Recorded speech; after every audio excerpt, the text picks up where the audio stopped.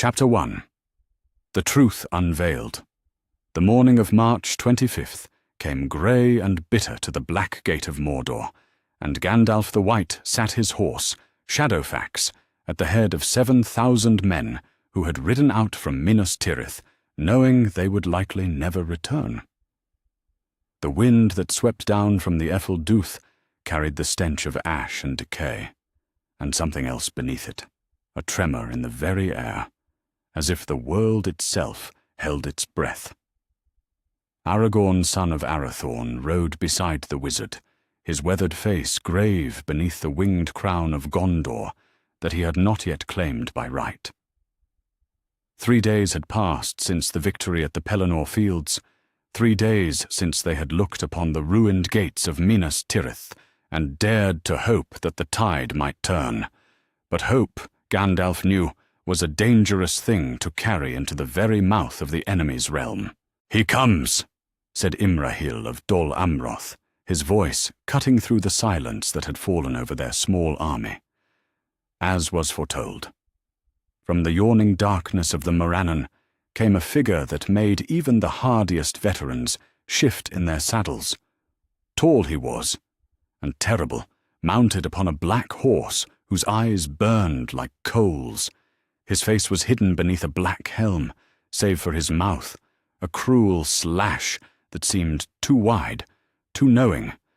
This was the mouth of Sauron, the Dark Lord's herald, lieutenant of the Tower of Barad-dûr.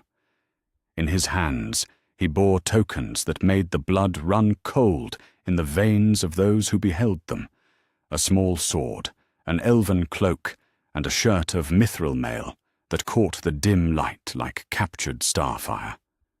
Gandalf urged Shadowfax forward, and the great horse stepped lightly over the broken stones before the gate, his silver coat bright against the desolation. Behind them, the banners of Gondor and Rohan snapped in the bitter wind, but they seemed small things, frail defiances against the vast weight of Mordor's malice. "So," said the mouth of Sauron, and his voice was silk over iron, smooth and cutting, "Gandalf the Grey returns, though I see you have found a new coat of paint since last we met. How fine you look, and how hopeless." The wizard's staff blazed with white light, but his voice when he spoke was steady. "I am Gandalf the White, and I come with the authority of the rightful king of Gondor. Speak your master's terms, herald, and be quick about it. The morning grows old." The mouth laughed, a sound like breaking glass, and held aloft the 3 tokens he had brought. "Behold the fruits of your great quest, a blade carried by the halfling's servant, or was it the halfling himself? How hard it is to tell one small burglar from another. An elven cloak, torn from the shoulders of one who thought to creep unseen through my master's realm. And this," he lifted the mithril shirt so that it caught what pale light filtered through the clouds. "This pretty shirt of silver mail. Does it look familiar? Mithrandir? It should. It was stripped from the body of a certain Baggins of the Shire who thought to bear a burden too great for such as he." Pippin gave a soft cry, quickly stifled, and Merry's face went white as bone. But Gandalf sat unmoving in his saddle, though something flickered in his grey eyes, surprise, perhaps, or the beginning of understanding. "These trinkets prove nothing," said Aragorn, his voice hard with controlled anger. "Show us the bearer of these things, if you would have us believe your lies." The mouth turned his terrible gaze upon the ranger, and his lips curved in what might have been amusement. "Lies?" he said softly. "O son of kings, you mistake me greatly. My master has no need of lies this day. The halfling you seek walks free toward the Samath Naur, bearing still the burden of his master's ring." The silence that followed these words was absolute. Even the wind seemed to pause, as if the world itself struggled to comprehend what had been spoken. Gandalf's staff trembled in his grip, and Shadowfax stepped backward, sensing his rider's shock. "You," Gandalf began, then stopped. His voice, when he found it again, was hoarse with disbelief. "You speak the truth." "I do indeed," said the mouth of Sauron, and now his pleasure was unmistakable. "My master speaks truth because he has no fear of it. The halfling lives. The halfling walks toward Mount Doom with the ring upon his finger. And when he reaches the fire, when he reaches the fire, he will do what all who bear the ring must do when they stand in the place where it was made. He will claim it for his own." Legolas drew in a sharp breath, and Gimli's axe was half raised before the dwarf caught himself. Around them, the captains of the West exchanged glances of growing horror and dawning hope warring in their faces. Frodo lived. The mission had not failed. But if the mouth spoke truth— "You see," continued Sauron's herald, his voice a purr of satisfaction, "my master has learned much in his long years. He knows the hearts of men, of elves, of dwarves, and yes, even of hobbits. The ring calls to its maker, with a voice that grows stronger with each league, each mile, each step toward Mount Doom. No power in Middle-earth can resist that call when it reaches its crescendo. Your precious ring-bearer will stand upon the edge of the Samath Naur, and he will look into the fire, and he will choose power over sacrifice, as all must choose when the choice is laid bare." Gandalf's mind raced, pieces of a vast puzzle clicking into place. The Palantir stone had shown Sauron the truth, shown him Frodo approaching, alive and still bearing the ring. And in his arrogance, the Dark Lord had decided that truth would serve him better than deception. Better to let them know their champion lived, but would fail, than to let them believe he was already dead and beyond hope of rescue. "Your terms," said Aragorn, though his voice was tight with the effort of control.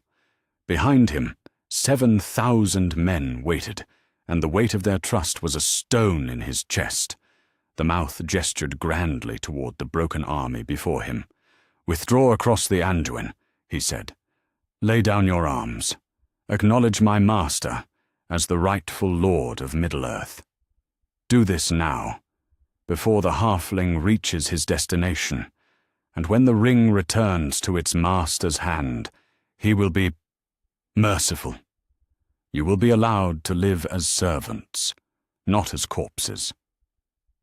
"And if we refuse?" asked Imrahil. The herald's smile grew wider, more terrible. "Then you will watch the sky above Mount Doom, and you will see the darkness that rises when the ring-bearer claims his prize. You will feel the earth shake when my master reclaims what was always his. And then you will die, knowing that your defiance achieved nothing save to make your end more bitter." Gandalf looked upon the mouth of Sauron, and felt something he had not expected, a curious sort of pity, for in his arrogance, Sauron's herald had given them something precious beyond measure, the knowledge that Frodo yet lived, that the quest hadn't failed, that somewhere in the desolation of Mordor, hope still walked upon 2 small feet toward the heart of darkness. "We reject your terms," said the wizard, and his voice rang clear across the broken plain. "We have come this far to buy time for the ring-bearer, and time we shall give him, though it cost us everything." The mouth's expression shifted, and for a moment uncertainty flickered behind his cruel eyes. "You would choose death for the sake of a doomed halfling?" "We would choose hope," said Aragorn, and drew Anduril from its sheath so that the blade sang in the bitter air. "Though it be hope against hope, and the ending be dark." Behind them, 7,000 voices took up the cry, and the banners of the free peoples rose higher against the grey sky. The mouth of Sauron wheeled his horse and rode back toward the gate, but his retreat was not quite the triumphant return he had planned, for he had given them truth, and truth, as every wise teacher knows, is the most dangerous weapon of all, even when it comes from the mouth of an enemy. Gandalf watched him go and allowed himself a small, grim smile. Sauron's confidence had made him honest, and honesty, delivered in the shadow of Mount Doom, with the fate of the world hanging in the balance, might just prove to be the Dark Lord's first and greatest mistake. Chapter 2. The Weight of Hope. The mouth of Sauron's words hung in the air like smoke from a funeral pyre, and for a long moment no one moved. 7,000 men stood in the shadow of the Black Gate, and the only sound was the bitter wind whipping across the plateau of Gorgoroth, carrying with it the taste of ash and the distant rumble of Mount Doom. Gandalf sat motionless upon Shadowfax, his grey eyes fixed on the retreating figure of Sauron's herald. In all his years, and they numbered more than most could reckon, he had prepared for many things.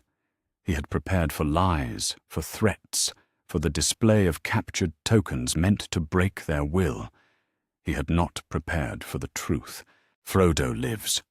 The words echoed in his mind like the tolling of a great bell. Frodo lives and walks toward the fire, and carries the ring still upon his finger. But beneath the surge of fierce hope came something darker, more terrible than any lie the enemy might have spoken. For if the mouth spoke truly, and Gandalf felt in his bones that he did, then Sauron believed utterly that the ring would not be destroyed. The Dark Lord had calculated the chances, weighed them against hope itself, and found hope wanting. Mithrandir.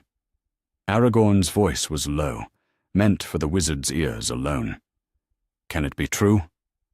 Gandalf turned toward the ranger, and Aragorn saw something in the wizard's face that made him wish he had not asked. I fear it is, Gandalf said softly. The Palantir would have shown him much. Too much, perhaps, for his own good. Behind them, Pippin was trembling, not with cold, though the wind was bitter enough, but with the effort of not crying out. The mouth had shown them Sam's sword, bright sting that had served the loyal hobbit so well, a trophy, the herald had called it, torn from the body of a servant. But if Frodo lived and walked free, where was Sam? What had become of the gardener who had sworn never to leave his master's side? Pip, Merry whispered, leaning close to his cousin. His voice was rough, strained. Did you see? The sword. I saw. Pippin's words came out as barely a breath. Oh, Merry, what if Sam's? What if he's already?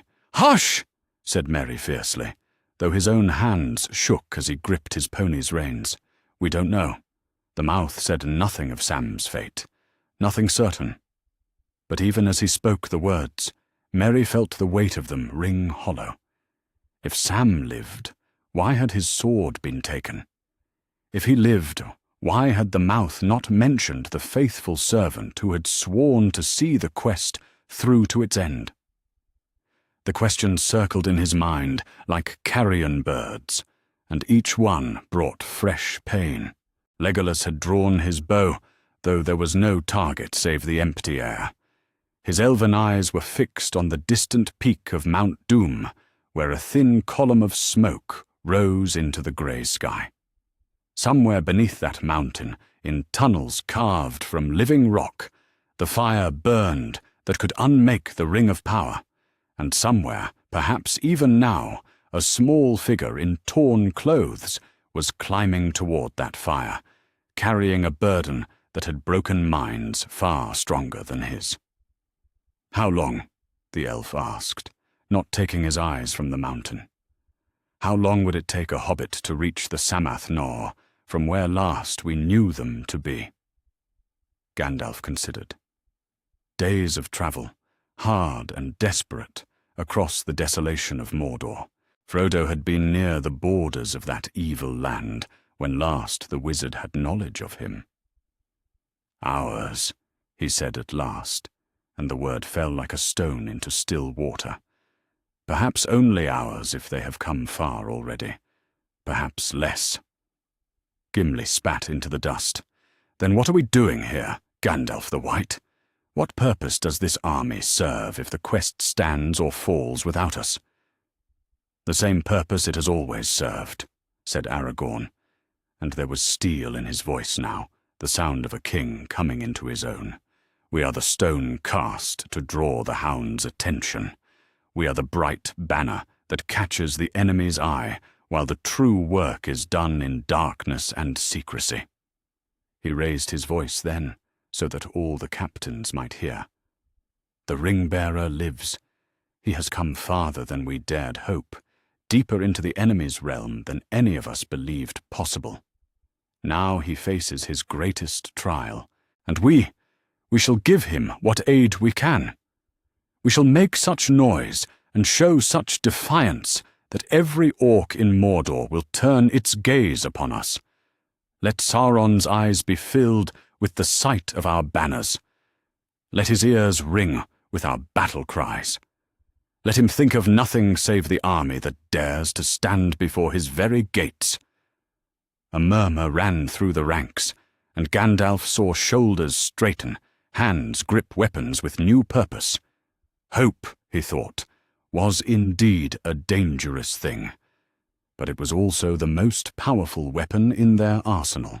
But the mouth spoke true in one thing, said Imrahil grimly. If the ring-bearer reaches the fire and fails to cast it in, if he claims it as the enemy believes he will, then all our defiance will avail us nothing. Sauron will have his ring, and the darkness will be complete. Perhaps, said Gandalf, and perhaps the mouth spoke more truly than he knew, for I think his master's confidence may be his undoing. Truth is a double-edged blade, Prince of Dol Amroth. It cuts the one who wields it as surely as the one who stands against it. Pippin looked up at the wizard, his young face streaked with tears he had not realized he was shedding. What do you mean? I mean, said Gandalf, and there was something in his voice that made even Shadowfax prick his ears. That by speaking the truth, the mouth has given us something precious beyond measure.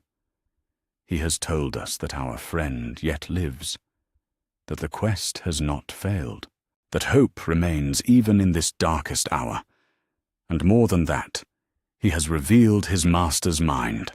Sauron believes victory is certain.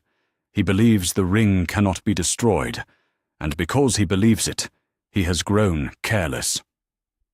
The wizard's staff blazed suddenly with white light, and his voice rang out across the plain like a bell of silver and gold. We have come too far to falter now. If the ring-bearer walks in darkness, then we shall be his light. If he climbs toward fire and shadow, then we shall kindle such a flame here that it will be seen from the very foundations of Mount Doom. Let the armies of Mordor come. Let them dash themselves upon our shields like waves upon the shore. We are the children of Eru Ilúvatar, and while we draw breath, the darkness shall not have dominion. A great shout went up from the army then. 7,000 voices raised as one. Swords flashed in the grey light, and banners snapped proudly in the wind. But even as they cheered, even as they prepared for the battle that would surely come, each man among them felt the weight of what they had learned. Somewhere in the desolation of Mordor, a hobbit climbed toward his destiny, and they could not help him. They could only hope and fight and trust that when the moment came, when Frodo Baggins stood upon the edge of the abyss with the ring heavy on his finger, he would find the strength to choose sacrifice over power, light over darkness, hope over despair. The horns of Mordor began to sound in the distance, deep and terrible, calling the hosts of the enemy to war. But the horns of Gondor answered, sweet and clear, and the battle cry of Rohan rose on the wind like the singing of eagles. The final gamble had begun. Chapter 3. The Samath Naur. The last mile was the longest of all. Frodo Baggins crept up the winding path that led to the Sammath Naur, and with each step the ring upon his breast grew heavier, as if it were made not of gold, but of lead, of iron, of the very stone of the mountain itself. His breath came in ragged gasps, and the grey cloak Galadriel had given him hung about his shoulders like a shroud. Behind him, closer than his shadow, Sam Gamgee followed with his face set in lines of desperate determination. They had come so far, from the green fields of the Shire, through the darkness of Moria, across the breaking of the Fellowship, through the dead marshes and the horror of Ithilien, past the Spider's Tunnel and the bitter betrayal at Cirith Ungol. They had come so far, and now the end was before them. The cracks of doom yawned ahead, and the heat that rose from them was like the breath of a dragon, thick and choking and full of the taste of ash. "Master Frodo," Sam whispered, his voice barely audible above the rumble of the mountain. "We're almost there. Just a little further now." But Frodo did not answer. Couldn't answer. The ring had grown so heavy that each step was a battle, each breath a victory hard won. It pressed against his chest like a burning coal, and its voice sang to him now with a sweetness that made his teeth ache. "Mine," it whispered. "My precious. You are so close now, so close to understanding." The path wound upward, through rocks that glowed with their own internal fire, and the air shimmered with heat that had nothing to do with flame. This was the heart of Mount Doom, the forge where the ring had been made, and with each step toward it, Frodo felt something changing inside him. The ring was waking up, coming home. "Sam!" he gasped, and his friend was beside him in an instant, steady hand supporting him as he swayed. "Sam, the ring, I know, Mr. Frodo." Sam's voice was gentle, but his eyes were hard as flint. "I can see it on you. But you remember what we came here to do. You remember why we've come all this way. Do you remember?" whispered the ring. "Or have you forgotten what it feels like to have power, real power, the power to command and to rule? Look around you, little hobbit. Look at this desolation. I could make it bloom again. I could make it paradise." Frodo stumbled, and Sam caught him. For a moment, they stood there together, two small figures dwarfed by the vast machinery of the mountain's heart, and something passed between them that had no need of words. Whatever happened in the next few minutes, they would face it together. But even as they climbed, even as they drew nearer to the cracks of doom, both hobbits felt something strange in the air around them. It was not the oppressive weight of Sauron's malice, though that was there too. It was something else, something harder to name. An urgency, perhaps, a sense that time itself was holding its breath, that somewhere in the world events were moving with desperate speed, and that every second counted now in ways it had not counted before. Sam felt it as a prickling between his shoulder blades, as if unseen eyes were watching.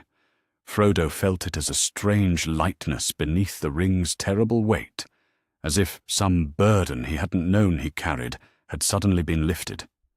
Neither of them could have said what it meant, but both knew that something had changed in the world beyond their seeing. At the Black Gate, their friends waited for death or victory, but the hobbits knew nothing of that. They knew only the path before them, and the fire that waited at its end. The entrance to the Sammath Naur gaped before them like a mouth, and the heat that poured from it was overwhelming. Frodo swayed again, and this time, when Sam reached out to steady him, he found his master's skin was burning hot to the touch. "The ring," Frodo whispered, and his voice was not entirely his own anymore. "Sam, the ring. It calls to the fire. It wants to go home." "Then let's take it home, Mr. Frodo," said Sam, and his voice was steady, though his heart hammered in his chest.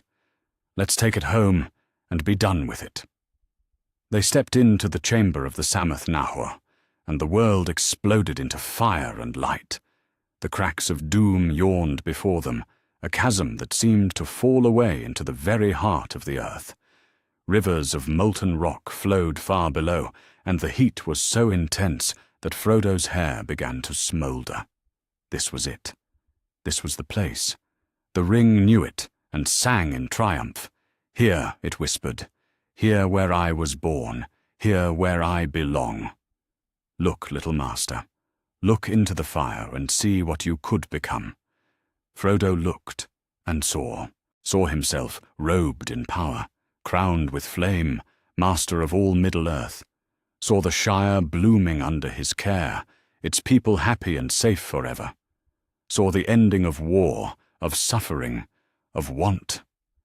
All he had to do was claim what was rightfully his.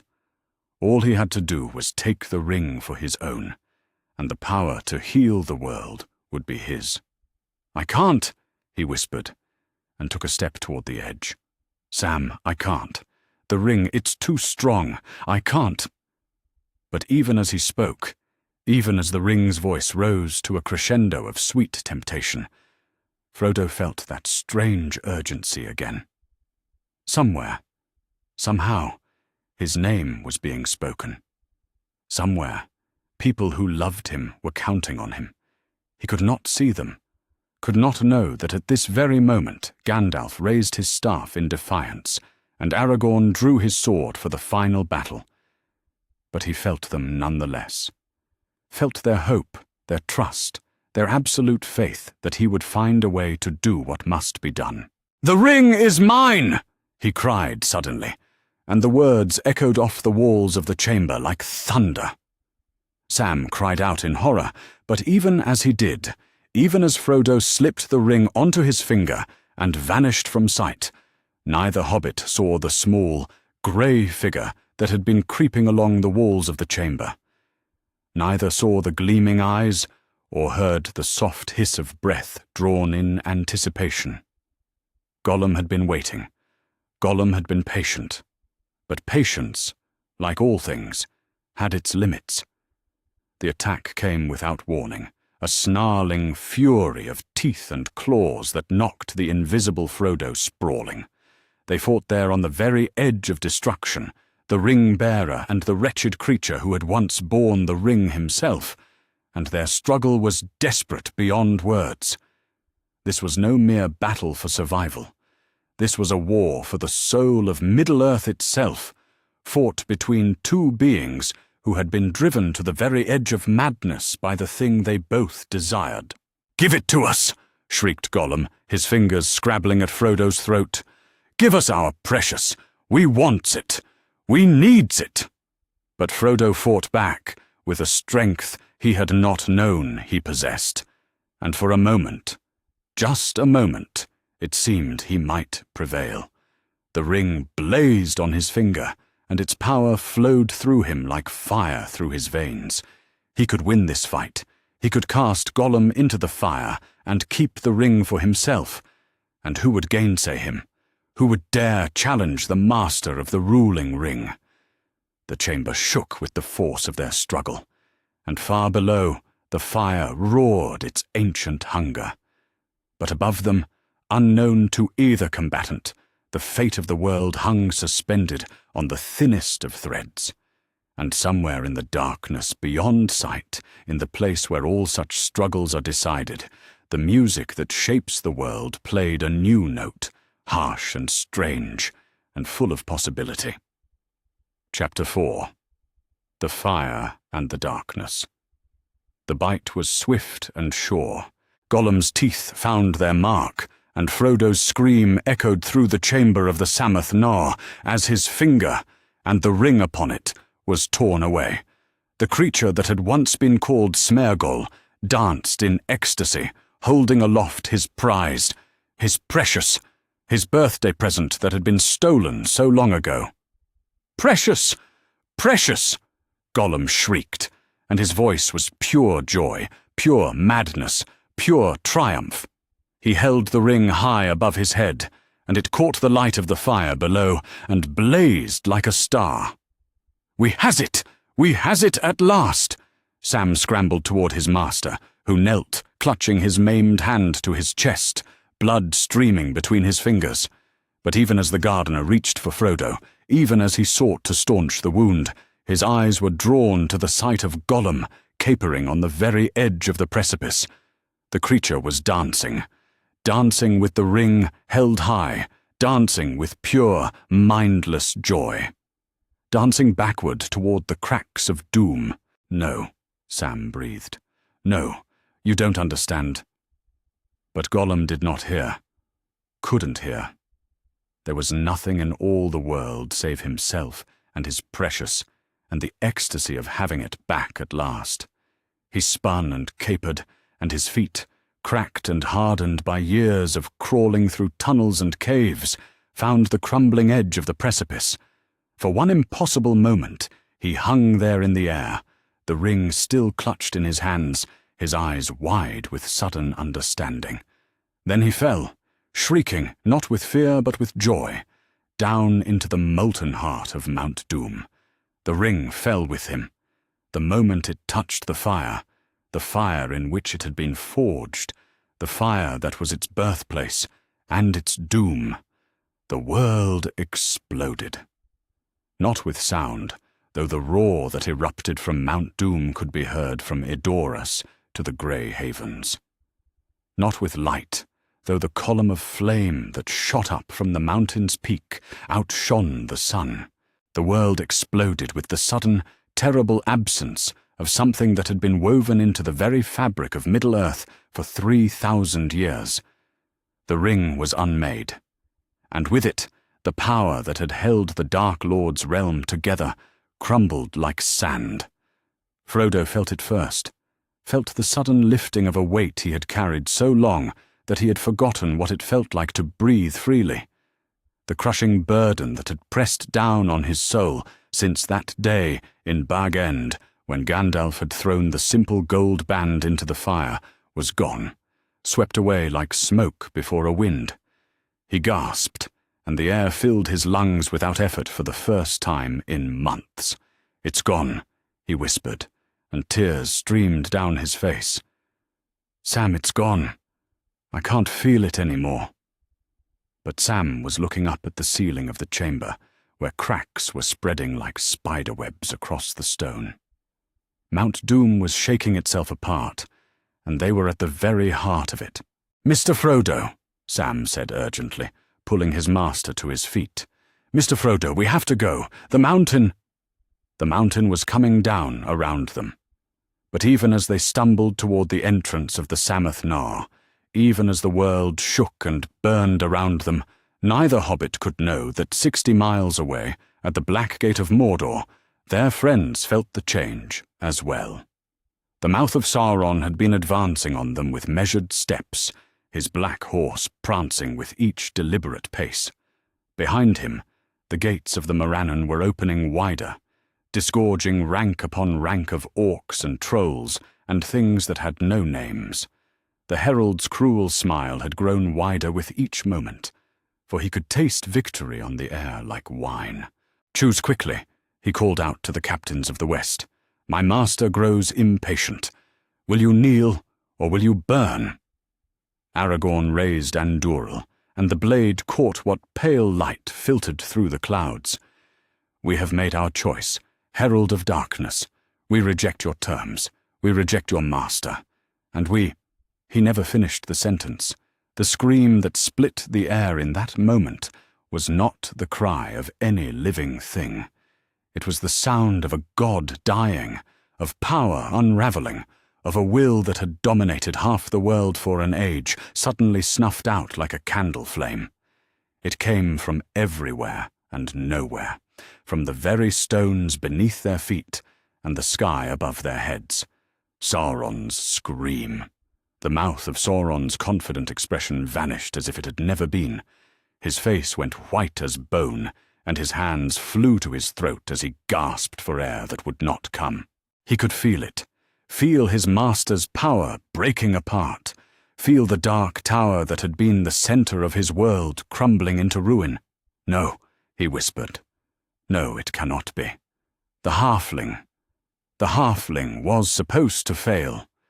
But even as he spoke, even as denial poured from his lips, the herald could see the change spreading through the ranks of Mordor's army. The orcs were stumbling, crying out in voices suddenly filled with confusion and terror. The trolls were looking around with expressions of blank bewilderment. The Nazgul, those fell riders who had been the Dark Lord's most terrible servants, were falling from their winged mounts like stones cast from a great height. "The Ring-bearer has succeeded!" Aragorn cried, and his voice rang out clear and strong across the plain. "The ring is destroyed. Sauron is fallen."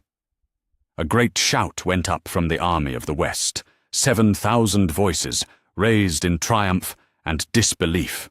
Swords flashed in the grey light, and banners snapped proudly in the wind.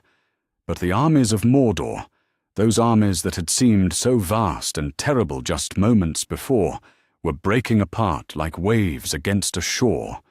Without their master's will to drive them, without the power of the ring to bind them to his service, the creatures of Mordor remembered what they truly were: slaves who had been freed, prisoners whose chains had been broken. Some fled in blind terror. Others fell to their knees and covered their faces, as if the light of the sun had suddenly become too bright to bear. The mouth of Sauron sat his horse in the midst of the chaos, his face a mask of horror and dawning understanding. He had spoken the truth, as his master had commanded. He had revealed that the halfling walked free toward Mount Doom. But he had been wrong about everything that mattered. Sauron had believed the ring could not be destroyed, had staked everything on that belief, and that certainty, that arrogance, had been his undoing. "You," said Gandalf, and his voice was quiet, but it carried clearly across the tumult. "You told us the truth when you thought it would serve your master's purpose. But truth is a two-edged sword, herald of darkness. It cuts both ways." The mouth opened his mouth to speak, but no words came. What could he say? What defense could he offer? He had served the Dark Lord faithfully for years beyond count, had risen high in his favor, had become his voice and his will made manifest.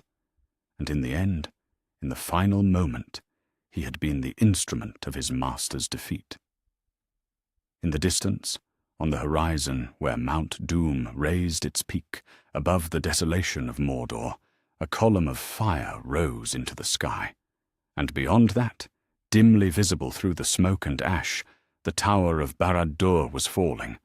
The dark tower that had stood for thousands of years was crumbling into ruin as its master's power failed. "Look," said Legolas softly, his keen elven eyes fixed on the distant mountain. "Look and see the end of the Third Age." And they looked, all of them, men of Gondor and Rohan, elves and dwarves and hobbits, and they saw the pillar of flame that marked the ring's destruction and the falling of the Dark Tower and the breaking of the armies of Mordor. They saw the end of Sauron's dominion over Middle-earth, brought about not by force of arms, but by the courage of a small hobbit who had chosen sacrifice over power, destruction over dominion. But even as they watched, even as they marveled at what they witnessed, Gandalf's eyes were turned to Mount Doom itself, and his heart was heavy with concern. Somewhere in that inferno of fire and collapsing stone, two hobbits were trapped, two friends who had carried the burden of the world upon their shoulders, who had walked into the very heart of darkness and accomplished what no army could achieve. "Gwaihir," he whispered, and as if summoned by his words, the Lord of the Eagles appeared in the sky above them, his great wings spread wide against the clouds. "Gwaihir, old friend, there is one last service you can render." The great eagle turned toward Mount Doom, where the fire burned brightest and the stones fell like rain. Somewhere in that chaos, two heroes waited for rescue, and rescue was coming. Chapter 5. The Reckoning. In the sudden silence that followed Sauron's destruction, the mouth of Sauron sat his horse like a man caught in a waking dream. Around him, the armies of Mordor fled in every direction, orcs scrambling over broken stones, trolls stumbling blind with confusion, men of the east and south throwing down their weapons and running toward whatever homes they could remember. The great host that had seemed so terrible just moments before was scattering like leaves before an autumn wind. But the herald of the Dark Tower did not flee. Perhaps he was too shocked to move. Perhaps he understood that there was nowhere in Middle-earth he could run where his crimes would not follow. Or perhaps, in some corner of his mind that had remained untouched by years of service to Shadow, he recognized that he deserved whatever fate awaited him. Aragorn urged his horse forward, and the circle of the captains of the West closed around the lone figure. Andúril was still drawn, its blade bright with reflected fire from the distant mountain, and the ranger's face was grim as winter stone.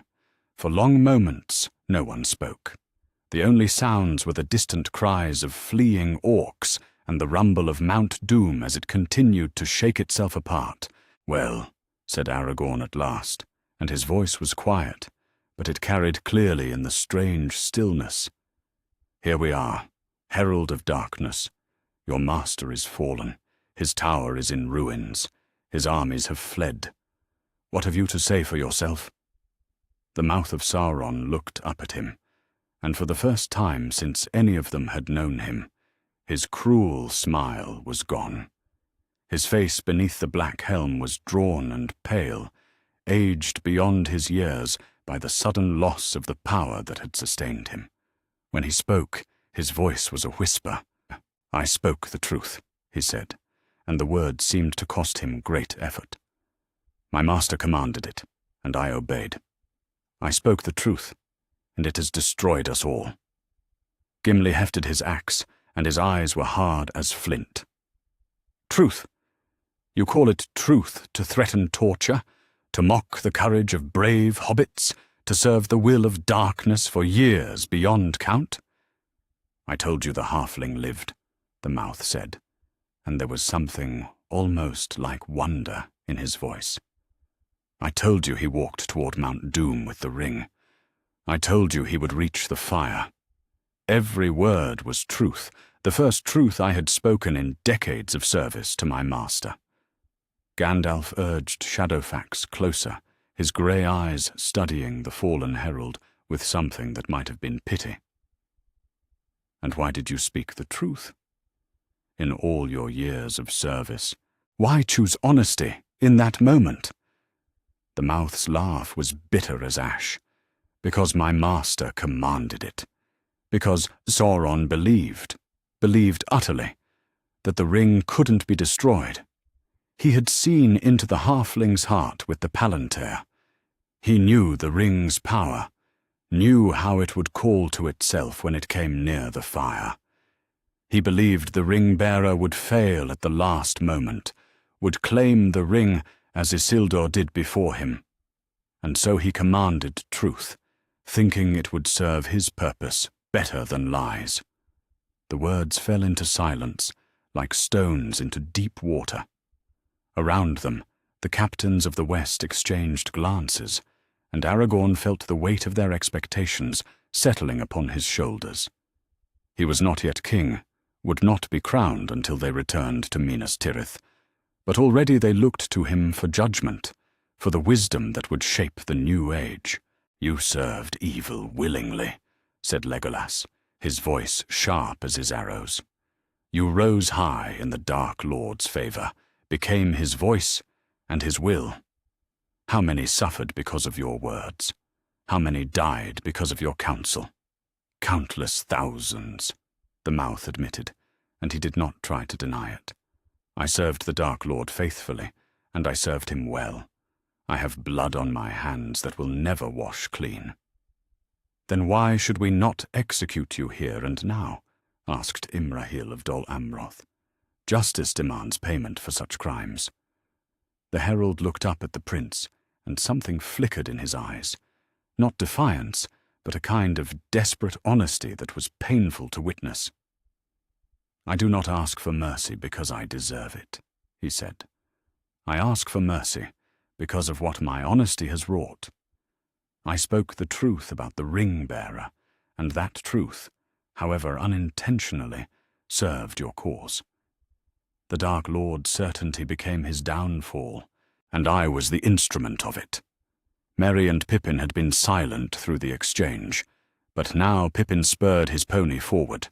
His young face was streaked with tears of joy and grief mingled together, joy for the victory and grief for what they had learned of their cousin's ordeal.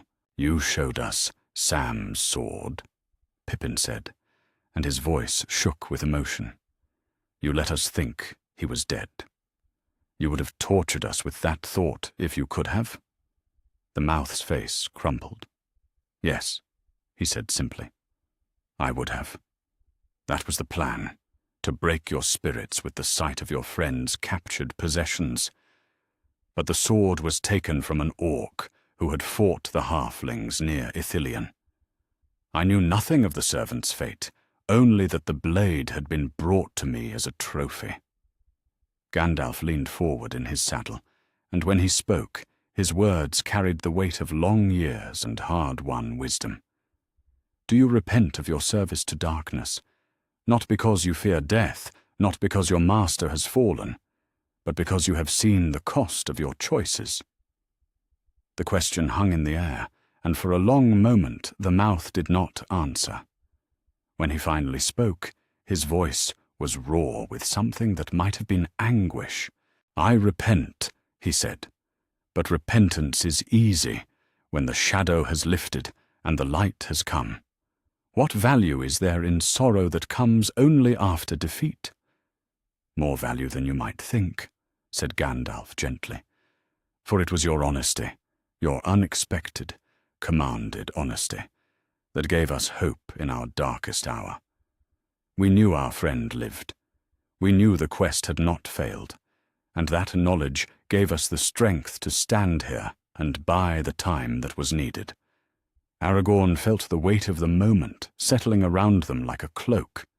This was not merely about the fate of one fallen herald. This was about the kind of kingdom he would build, the kind of justice he would dispense, the precedent that would be set for how the new age would treat those who had served the darkness. "Even in his arrogance," Gandalf continued, his voice growing stronger, "the Dark Lord served a purpose beyond his knowing. The music of creation works through all things, even through the will of those who would oppose it. Your master commanded truth, thinking it would serve him, and instead it served the light. There is a lesson in that, for those who would learn it." The armies around them had grown quiet, and Aragorn could feel 7,000 men waiting for his word. Some wanted justice, swift and sure and final. Others wanted mercy, the chance to build something better from the ashes of war. All wanted their king to choose wisely. "You ask for mercy," Aragorn said at last, "not because you deserve it, but because your unintended honesty aided our cause. You admit your crimes, acknowledge your guilt, and claim repentance. These are not small things, herald of darkness, but they are not enough to wash away years of willing service to evil." The mouth nodded, as if he had expected no different. "Then I await your judgment, son of kings." Aragorn looked around at his companions, at Gandalf's wise eyes, at Legolas's keen gaze, at Gimli's stern face, at the young hobbits who had seen more of war and suffering than any of their people should have to bear. He looked at Imrahil and Éomer and all the other captains who had followed him to this place, trusting in his leadership. "My judgment is this," he said, and his voice carried clearly across the plain. "You will live, but you will not live free. Your life is forfeit to those you have wronged, the people of Gondor, the folk of Rohan, all the free peoples who have suffered under your master's shadow. You will spend whatever years remain to you in service to them, working to undo what damage you can of what you helped to create." The mouth stared up at him, and for a moment something like hope flickered in his eyes. "You would spare me?" "I would give you the chance to earn redemption," Aragorn corrected. "Not forgiveness. That is not mine to give for crimes committed against others. But the chance to prove that repentance can be more than words, that even those who have served darkness can serve the light if they choose it." Gandalf smiled, and there was approval in his grey eyes. "A wise judgment," he said softly. "Mercy tempered with justice, hope balanced with responsibility, the mark of a true king." The herald of the fallen Dark Lord slipped down from his horse and knelt in the dust before the man who would be king. Around them, the last echoes of Sauron's dominion faded like smoke on the wind, and the first foundations of a new and better age were laid in words of judgment and mercy combined. "Rise," said Aragorn. "The war is over. The work of peace begins now." Chapter 6. The Field of Cormallen. The green grass of the Field of Cormallen was soft beneath Frodo's feet, and for the first time in months he could feel the earth without pain. 2 weeks had passed since Gwaihir the Wind Lord had plucked him and Sam from the slopes of Mount Doom, 2 weeks of healing in the houses of the kings, 2 weeks of learning to live without the weight that had pressed upon his soul for so long. But peace, Frodo was discovering, brought its own burdens. He sat now on a low stone overlooking the field where the armies of the West had gathered to honor their victory, watching as banners snapped in the spring breeze and hearing the sound of laughter rise from the camps below. Soon, very soon, he and Sam would be called forward to stand before all these lords and captains and receive the gratitude of the free peoples. The thought made his stomach turn.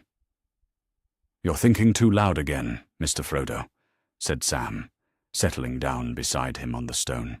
The gardener's face was fuller now, no longer gaunt with the hunger and thirst of their journey through Mordor, but his eyes held a new depth that spoke of things seen and endured. "I can practically hear the wheels turning in your head." Frodo managed a weak smile. "Can you blame me, Sam? After what Gandalf told us about the Black Gate, about what the mouth said." He trailed off, shaking his head. "They knew, Sam. The enemy knew exactly where we were, exactly what we were trying to do, and still we succeeded. How does that make any sense?" Sam was quiet for a moment, picking at a blade of grass. They had learned the truth 3 days ago, when Gandalf had finally judged them strong enough to hear it. The wizard had told them everything, about the mouth of Sauron's unexpected honesty, about how Sauron's certainty had become his downfall, about how truth spoken in arrogance had given their friends the hope they needed to stand at the Black Gate. "Maybe it makes perfect sense," Sam said finally. "Maybe that's just how things work in this world. The big folk, they're always making plans and strategies and thinking they know how everything's going to turn out. But sometimes the most important things happen because somebody decides to be honest when they should have lied, or because a creature like Gollum gets too excited about his precious and dances right off a cliff." Frodo looked at his friend with something approaching wonder. "You make it sound so simple." "Maybe it is simple," Sam said. "Maybe we make it too complicated, thinking about fate and destiny and all that. Maybe good things happen because good people do good things, even when it's hard. And maybe bad people sometimes help the good along without meaning to, just by being what they are." From the field below came the sound of horns, clear and sweet in the morning air. The ceremony was beginning. Frodo felt his chest tighten with a familiar anxiety, but Sam's steady presence beside him helped keep the feeling from overwhelming him. "Do you think they expect speeches?" Frodo asked. "I don't think I could manage a speech in front of all those people." "I think they just want to say thank you," Sam replied. "And we'll say you're welcome, and that'll be the end of it." But Frodo knew it wouldn't be that simple. Nothing was simple anymore, not since he had learned that their secret mission had been no secret at all. Somewhere below in the gathered host stood the mouth of Sauron, now a prisoner working under guard to help repair the damage his master had done. Aragorn had kept his word, mercy tempered with justice, redemption earned through service. But the very sight of the man who had known their secret and spoken it aloud made Frodo's skin crawl. "Master Baggins, Master Gamgee," called a familiar voice, and they turned to see Merry and Pippin approaching, resplendent in the livery of Rohan and Gondor respectively. Both young hobbits, though they seemed less young now, after all they had endured, were grinning widely, but Frodo could see the concern in their eyes. "Time for the fancy ceremony," Pippin announced, though his usual cheerfulness seemed somewhat forced. "Kings and princes and all manner of important folk want to bow and scrape and tell you how wonderful you are. Personally, I think they're overdoing it a bit. You're the same Frodo who used to let me steal apples from his tree, after all." Merry elbowed his cousin sharply. "What Pip means to say is that we're all very proud of you both, and ready to stand beside you when they call your names." Frodo stood slowly, his legs still shaky from his ordeal, and Sam rose with him. Together, the four hobbits made their way down toward the field, where a great pavilion had been raised, its banners bearing the tree and stars of Gondor and the white horse of Rohan. Before it stood a platform where Aragorn waited in simple mail and a plain circlet, not yet crowned, but already carrying himself like the king he would soon become. The crowd parted as they approached, thousands of men and elves and dwarves, stepping aside to create a clear path to the platform. Frodo felt their eyes upon him, and had to resist the urge to pull his cloak up over his head. These people looked at him like he was something special, something heroic. But he knew the truth. Knew how close he had come to failure, how the ring had nearly claimed him at the very end. He was no hero. He was just a hobbit who had been lucky enough to have friends who wouldn't let him face the darkness alone. "Frodo of the Shire," Aragorn called out, his voice carrying clearly across the field. "Samwise Gamgee, approach, that Middle-earth might honor those who have saved her from the shadow." They climbed the steps to the platform, Sam's hand steady on Frodo's elbow, and found themselves standing before not just Aragorn, but Gandalf the White, Prince Imrahil of Dol Amroth, Éomer King of Rohan, and others whose names were legend. The sight of so much assembled nobility should have been overwhelming, but what struck Frodo most was the genuine warmth in their faces. "The ring-bearer," said Gandalf softly, and there was something in his grey eyes that spoke of deep understanding. "And his faithful companion. The praise of all the free peoples is yours. But more than that, you have the knowledge that the burden is lifted, the quest is complete, and the world is free because you found the strength to do what none thought possible." A great cheer went up from the assembled host, voices raised in celebration and gratitude. But even as the sound washed over him, Frodo found himself thinking about what the wizard had said to him the day before, when they had spoken privately in the shadow of the white tree that grew in the Court of Healing. "Perhaps," Gandalf had said, "even the servants of darkness can serve the light without knowing it. The mouth spoke truth because his master commanded it, thinking that truth would serve his purpose. But truth is a force unto itself, Frodo. It does not serve the will of those who speak it. It serves something higher, something that even the Dark Lord could not command or control.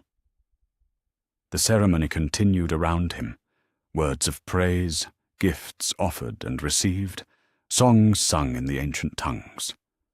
But Frodo's mind wandered, wrestling with questions that had no easy answers.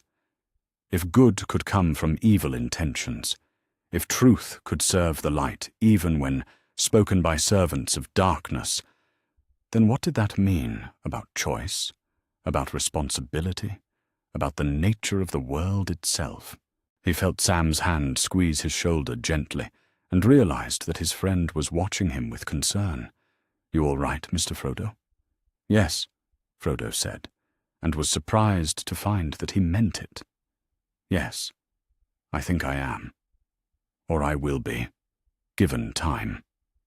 The celebration continued as the sun climbed higher, but it was a different sort of celebration than it might have been in the original telling. There was joy, yes, and relief beyond measure, but there was also a thoughtfulness, a recognition that victory had come in ways none of them had expected, through the choices of enemies as much as friends. As the afternoon wore on and the formal ceremonies gave way to feasting and song, Frodo found himself walking apart from the crowd, seeking a moment of quiet to process everything that had happened. He found it in a grove of trees at the edge of the field, where the sound of celebration was muted, and he could hear the whisper of wind through leaves. Gandalf found him there as the sun was setting, painting the sky in shades of gold and red. "Troubled thoughts, ring-bearer." Frodo looked up at the wizard, this figure who had guided his steps from the very beginning. "I keep thinking about what you said, about the mouth, speaking truth and serving purposes he didn't understand. It makes me wonder about my own choices. Did I really choose to destroy the ring, or was I just playing a part in some larger design?" Gandalf was quiet for a long moment, his eyes fixed on the distant horizon. "That is a question that has puzzled wiser minds than ours for ages beyond count," he said at last. "The relationship between choice and destiny, between the will of individuals and the great music that shapes all things. I cannot give you certainty, Frodo, but I can tell you this. Every choice you made, from the moment you decided to leave the Shire to the moment you walked into the Sammath Naur, was yours to make. The fact that good came from those choices, even when you faltered, does not diminish them. Even at the end," Frodo asked quietly. "Even when I claimed the ring for myself?" "Especially then," Gandalf said firmly. "For in that moment you faced the ultimate test of your nature, and though the ring briefly claimed you, your long resistance to its power had weakened its hold on the world. Gollum's intervention was not mere chance, Frodo. It was the consequence of mercy you had shown him, mercy that bore fruit even in that dark hour." They stood together in the gathering twilight, teacher and student, wizard and hobbit, watching as the first stars appeared in the darkening sky. Tomorrow would bring new challenges, decisions about the mouth's ultimate fate, preparations for Aragorn's coronation, the slow work of rebuilding a world ravaged by war. But tonight, there was peace. "Come," said Gandalf at last. "Your friends are looking for you, and there is food growing cold and songs waiting to be sung. Time enough for deep thoughts later. Tonight, let yourself simply be glad that the darkness has passed." Frodo nodded and followed the wizard back toward the lights and laughter of the celebration. He was changed, would always be changed, by what he had endured. But perhaps change was not always loss. Perhaps sometimes it was simply growth, the inevitable consequence of choosing to do what was right even when it was hard. The ring was gone. Sauron was defeated. And somewhere in the complexity of truth and lies, of choices made by heroes and villains alike, the world had found its way back to the light. It was enough. For now, it was enough. Chapter 7. The Prisoner's Tale. The cell beneath the citadel of Minas Tirith was not the dark dungeon one might expect for a prisoner of war. It was a simple chamber with a narrow window that looked out over the lower circles of the city, furnished with a cot, a table, and a chair. Books lay scattered across the table, histories of Númenor, treatises on healing, philosophical works on the nature of good and evil. The prisoner had asked for them specifically, and Aragorn, in his wisdom, had seen no harm in granting the request. The mouth of Sauron, though he had begun to remember his true name in the weeks since his master's fall, sat reading when Gandalf the White entered. He looked up from the text, and the wizard was struck by how much the man had changed since that day at the Black Gate. The cruel arrogance was gone, replaced by something harder to name. Weariness, perhaps, or the particular exhaustion that comes from finally seeing oneself clearly after years of willful blindness. "Mithrandir," the prisoner said, rising with a courtesy that seemed genuine rather than mocking. "I had wondered when you would come." Gandalf settled himself in the room's other chair, his grey robes rustling softly. "You expected this conversation?" "I hoped for it," the man replied, and there was honesty in his voice that would have been unthinkable weeks ago. "There are things I need to say, and you are perhaps the only one who might understand them. The only one who has the wisdom to judge whether redemption is possible for such as me." The wizard studied him carefully. In the week since Sauron's defeat, the mouth had worked diligently at the tasks Aragorn had assigned him, helping to organize relief for the war's refugees, using his knowledge of Mordor's former territories to aid in the restoration of damaged lands. He had spoken little, worked hard, and shown no sign of the sneering cruelty that had once defined him. "What was your name?" Gandalf asked. "Your real name before you entered the Dark Lord's service." The prisoner was quiet for a long moment, his fingers tracing the edge of the book he had been reading. "Heruma," he said at last. "My name was Heruma. I was born in Umbar, in the days when the Corsairs still remembered that they were descended from the Númenóreans of old. And how does a Corsair of Umbar become the herald of the Dark Tower? Heruma, for that was how Gandalf would think of him now, closed his eyes and seemed to reach back through years of memory. "Ambition," he said simply. "Ambition, and the belief that I was cleverer than those around me. I was young when I first heard whispers of Sauron's return, young and brilliant, and convinced that I could use his power for my own ends." He laughed bitterly. "Such arrogance! I thought I understood what I was doing. I thought I could serve the Dark Lord while remaining somehow untouched by his corruption. I thought cunning and intelligence would protect me from becoming what I despised." "Tell me," Gandalf said gently. "Tell me how it began." Herumor opened his eyes and looked out the window at the city below. From here he could see people moving through the streets, merchants and artisans, mothers with children, old men sitting in the sun. Normal people living normal lives, the kind of lives he had once protected in his own way. "I was a ship captain," he said. "A good one, by the standards of Umbar. I told myself I was no mere pirate. I fought against the enemies of my people, protected our trade routes, served the Corsair lords with honor. But Umbar was dying, slowly strangled by Gondor's growing power. Our ships grew fewer, our victories smaller. I could see that unless something changed, my people would fade into nothing." He paused, his hands tightening on the book. "Then the emissaries came. Not orcs, They would have been killed on sight. These were men, black Númenóreans like myself, who spoke of a great lord rising in the east. They spoke of power that could break Gondor's stranglehold on the sea, of a future where the true heirs of Númenor could reclaim their rightful place. And you believed them? I wanted to believe them, Herumor corrected. I knew they served darkness. I wasn't so naive as that. But I told myself it was a temporary alliance, a means to an end. I would serve this Dark Lord long enough to gain the power I needed to free my people, then find a way to break free of his influence. Gandalf nodded slowly.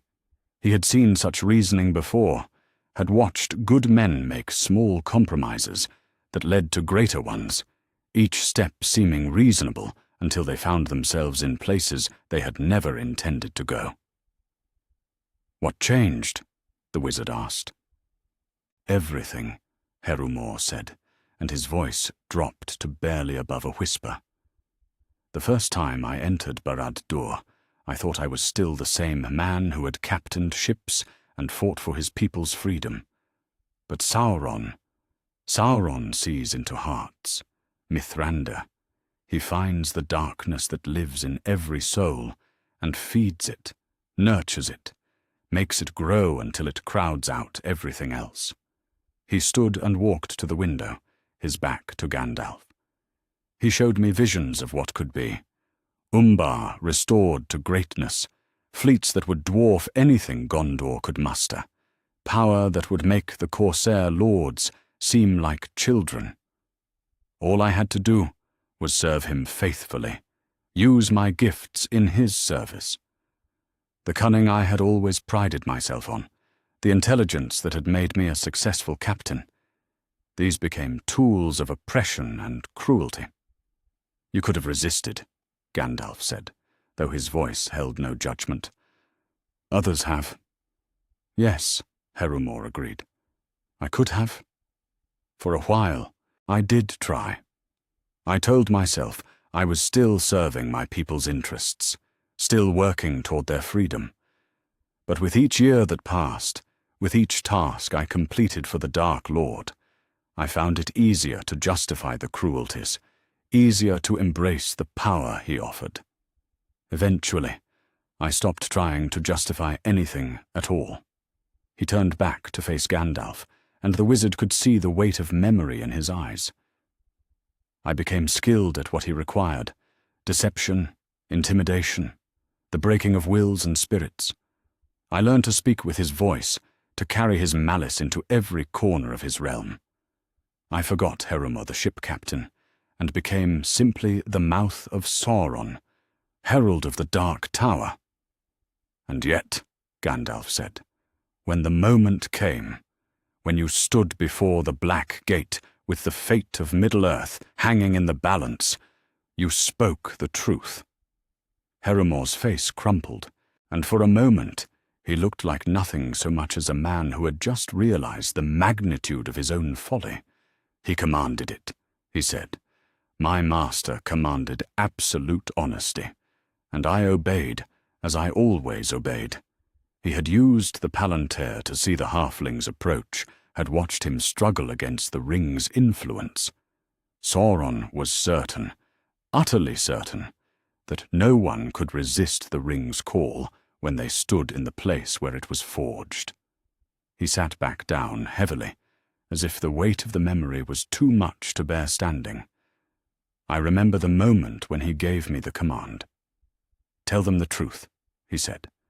'Tell them their precious ring-bearer lives and walks toward Mount Doom. Tell them he will fail, as all must fail, when the ring calls to itself. Let them despair in the knowledge that they have come so far, only to watch their champion become my servant at the last.'" "But you began to doubt," Gandalf observed. "I saw it in your face during the parley." "Yes," Herumor whispered. "The words felt strange in my mouth, truth after so many years of lies and deceptions. And as I spoke them, as I watched your faces, I began to understand that my master might have made a mistake. Truth has its own power, Mithrandir. It cuts both ways, as you said. I had given you something precious, hope, when I was meant to give you despair. He was quiet for a long moment, staring at his hands. When the ring was destroyed, when I felt my master's power break and shatter, I understood what I had done. My obedience, my perfect service to his will, had become the instrument of his defeat. The truth he commanded me to speak had given you the strength to stand against impossible odds. "And how does that make you feel?" Gandalf asked. Heremor looked up, and there were tears in his eyes. "Grateful," he said, "and terrified. Grateful that I was allowed to serve some good purpose, even unknowingly. Terrified that it might not be enough to balance the scales of what I have done." Gandalf was quiet for a long time, considering the man before him. Here was someone who had served darkness willingly, had risen high in evil's service, had committed acts that could never be fully atoned for. But here also was someone capable of genuine repentance, someone who understood the weight of his choices and was prepared to spend whatever years remained to him trying to make amends. "Redemption is not about balancing scales," the wizard said finally. "It is not about doing enough good to outweigh the evil you have committed. It is about choosing, in each moment you are given, to serve the light rather than the darkness. It is about becoming, day by day, the person you were meant to be before you lost your way." "Do you think it's possible?" Heremor asked. "For someone like me?" Gandalf smiled, and there was warmth in his grey eyes. "I think," he said, "that the very fact you ask that question suggests it is. The music of creation works in ways beyond our understanding, Heremor of Umbar. Even the servants of darkness can serve purposes they do not intend. Your master commanded honesty, thinking it would serve him, and instead it served the light. Perhaps that is a sign that the light was always stronger in you than you knew." The former herald of Sauron wiped his eyes and straightened his shoulders. "What would you have me do?" "What the king has already set you to do," Gandalf replied. "Work. Serve. Use the knowledge you gained in darkness to help heal what was broken. And when despair comes, and it will come, remember that even you were allowed to play a part in the salvation of Middle-earth. That is not something to be taken lightly." Heremor nodded and picked up his book again, a treatise on the healing of poisoned lands. "Thank you, Mithrandir, for listening, for seeing something worth saving in a man who had forgotten it existed." Gandalf rose to leave, but paused at the door. "There is one more thing you should know," he said. "The halfling, Frodo Baggins, he knows your story, knows what you did at the Black Gate, and why.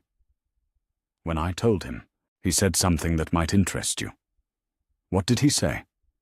"He said that if mercy was possible for a creature like Gollum, who had served darkness for centuries and committed murder for the sake of a ring, then perhaps it was possible for anyone who truly sought it." With that, Gandalf left the chamber, closing the door softly behind him.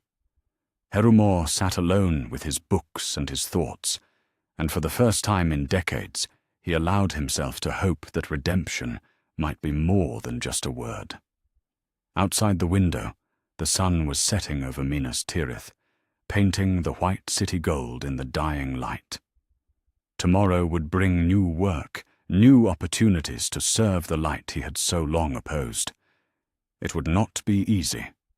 It would not be quick. But it would be honest work, done by a man who had finally remembered his name. Chapter 8. The King's Justice. The great hall of the citadel had been transformed for the occasion.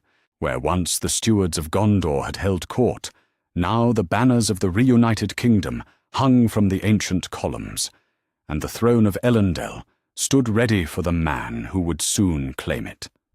But Aragorn, son of Arathorn, did not yet sit upon that seat of kingship. Instead, he stood before it, clad in simple mail with the star of Elendel upon his breast, surrounded by those whose counsel he valued most. The morning of April the 28th had dawned clear and bright, and the matter that had weighed upon the kingdom's leaders for a month was finally to be resolved. What justice should be given to Herumor of Umbar, once called the Mouth of Sauron, Herald of the Dark Tower and Lieutenant of the Enemy? The accused knelt in the center of the hall, his hands unbound, but his head bowed. He wore simple grey robes now, the black armor and cruel helm of his former station cast aside forever. Around him, in a great semicircle, stood the lords and captains who would help determine his fate. Gandalf the White was there, his staff bright in the morning light. Prince Imrahil of Dol Amroth stood beside Eomer King of Rohan, their faces grave with the weight of what was to be decided. The four hobbits clustered together near the great doors, their small statures somehow more noticeable in this vast space dedicated to the affairs of kings. But it was the sight of Legolas and Gimli, standing side by side, that might have surprised an observer. The elf and dwarf had been deep in discussion for days, their friendship tested by their differing views on the matter at hand. Today, their disagreement would be heard by all. "We are gathered," Aragorn said, his voice carrying clearly through the hall, "to determine what justice should be given to one who served our enemy faithfully for decades, yet whose final act in that service aided our victory. This is not a simple matter of guilt or innocence. The crimes are admitted, the service to darkness undeniable. But the circumstances of his final deed complicate any easy judgment." He looked around the assembled company, meeting each pair of eyes in turn. "I would hear counsel from those I trust before I decide what precedent this case will set for the kingdom I am to inherit." Imrahil stepped forward first, his bearing that of a man accustomed to command. "The law is clear, my lord. This man served as lieutenant to the enemy, carried out acts of war against the free peoples, and bears responsibility for countless deaths. Justice demands his life." "Justice?" said Éowyn suddenly, her clear voice cutting through the formal atmosphere like a blade. She had entered quietly during Imrahil's speech, still favoring her left arm, but moving with the grace of a shield maiden born. "Justice demands truth, Prince of Dol Amroth, and the truth is more complex than simple vengeance." All eyes turned to her, and she met their gazes without flinching. "I know something of serving a master, whose will clouds your own judgment. Theoden, my uncle, spent years under the shadow of Saruman's influence, speaking words that were not his own, making choices that served the darkness rather than the light. Yet none here would claim he was beyond redemption when that shadow lifted."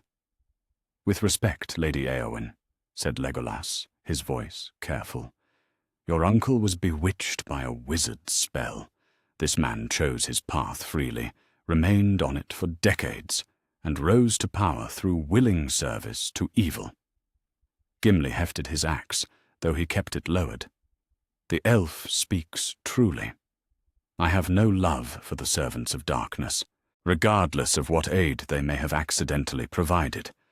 How do we know his repentance is genuine? How do we know he will not return to his old ways when memory of defeat fades?"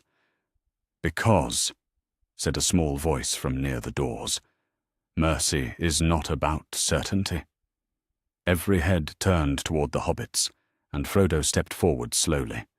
He looked frail still, his face bearing the spiritual scars of his burden, but his voice was steady when he continued. "Master Gimli, you ask how we can know his heart is truly changed. But mercy is not something we give because we are certain it is deserved. We give it because we hope, because we choose to believe that anyone can turn from darkness toward light, no matter how far they have fallen. Sam moved to stand beside his master, his loyal face set with determination. Mr. Frodo's right, and if I may say so, my lords, this man's truth-telling helped us when it mattered most. Seems to me that counts for something.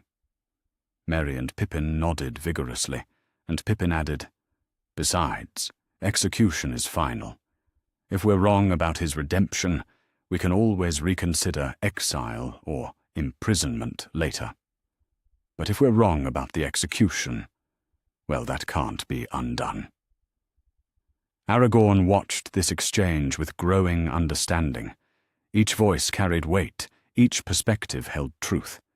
But the decision, and its consequences for the kingdom he would rule, rested with him alone. "Gandalf," he said at last, "you have spoken with him most.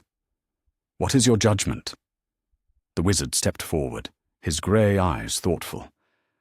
"I have seen into his heart, as much as any can.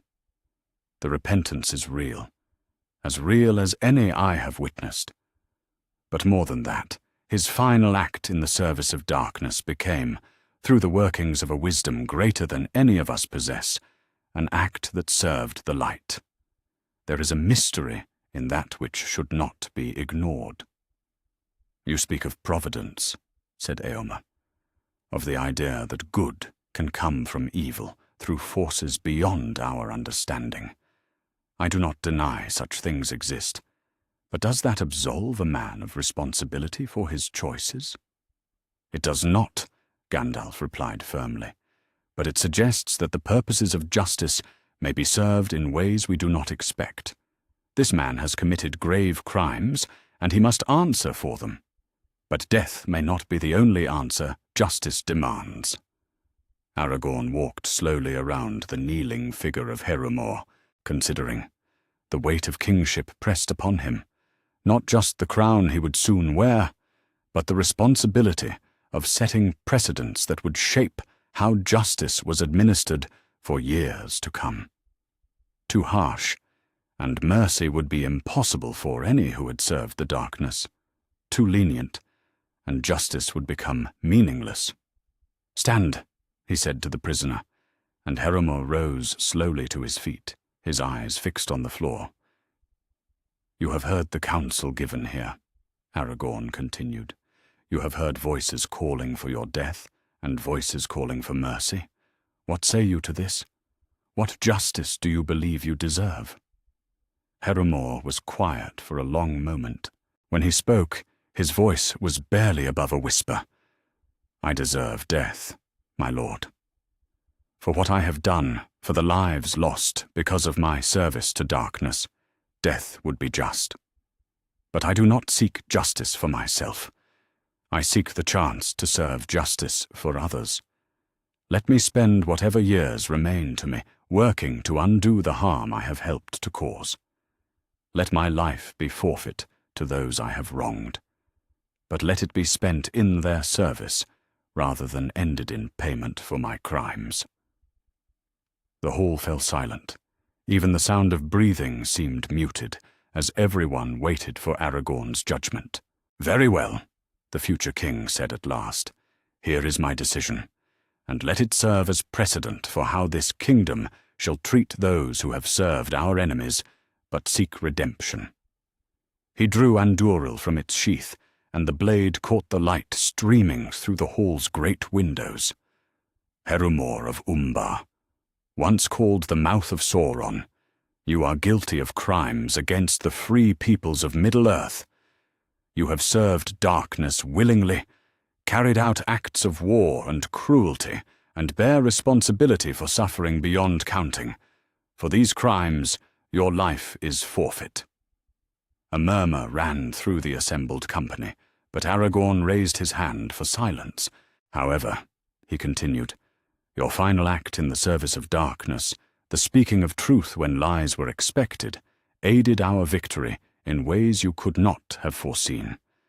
In recognition of this, and in hope of the redemption you seek, I commute your sentence from death to exile and service."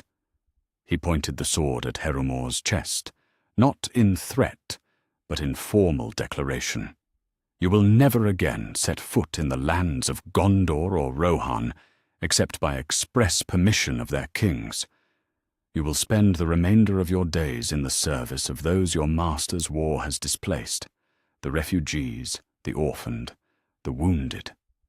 You will work under the supervision of those I appoint, and you will prove through deeds, not words, that repentance can be more than regret." The blade lowered, and Aragorn sheathed it with a decisive motion. "Should you fail in this service, should you return to the darkness you have renounced, the sentence of death will be carried out without further trial. This mercy is given once, and once only." Herumor fell to his knees again, but this time it was not the posture of a prisoner before his judge. "Thank you, my lord. I will not fail this trust." "See that you do not," Aragorn replied, "for the sake of those who vouched for mercy, and for the sake of the kingdom that grants it to you." As the formal court session ended, and the assembly began to disperse, Frodo approached Aragorn. The hobbit's face was peaceful for the first time since his return from Mordor. "That was well done," Frodo said quietly. "A hard choice, but a wise one." Aragorn looked down at the small figure who had saved them all. "Do you truly believe mercy was the right choice?"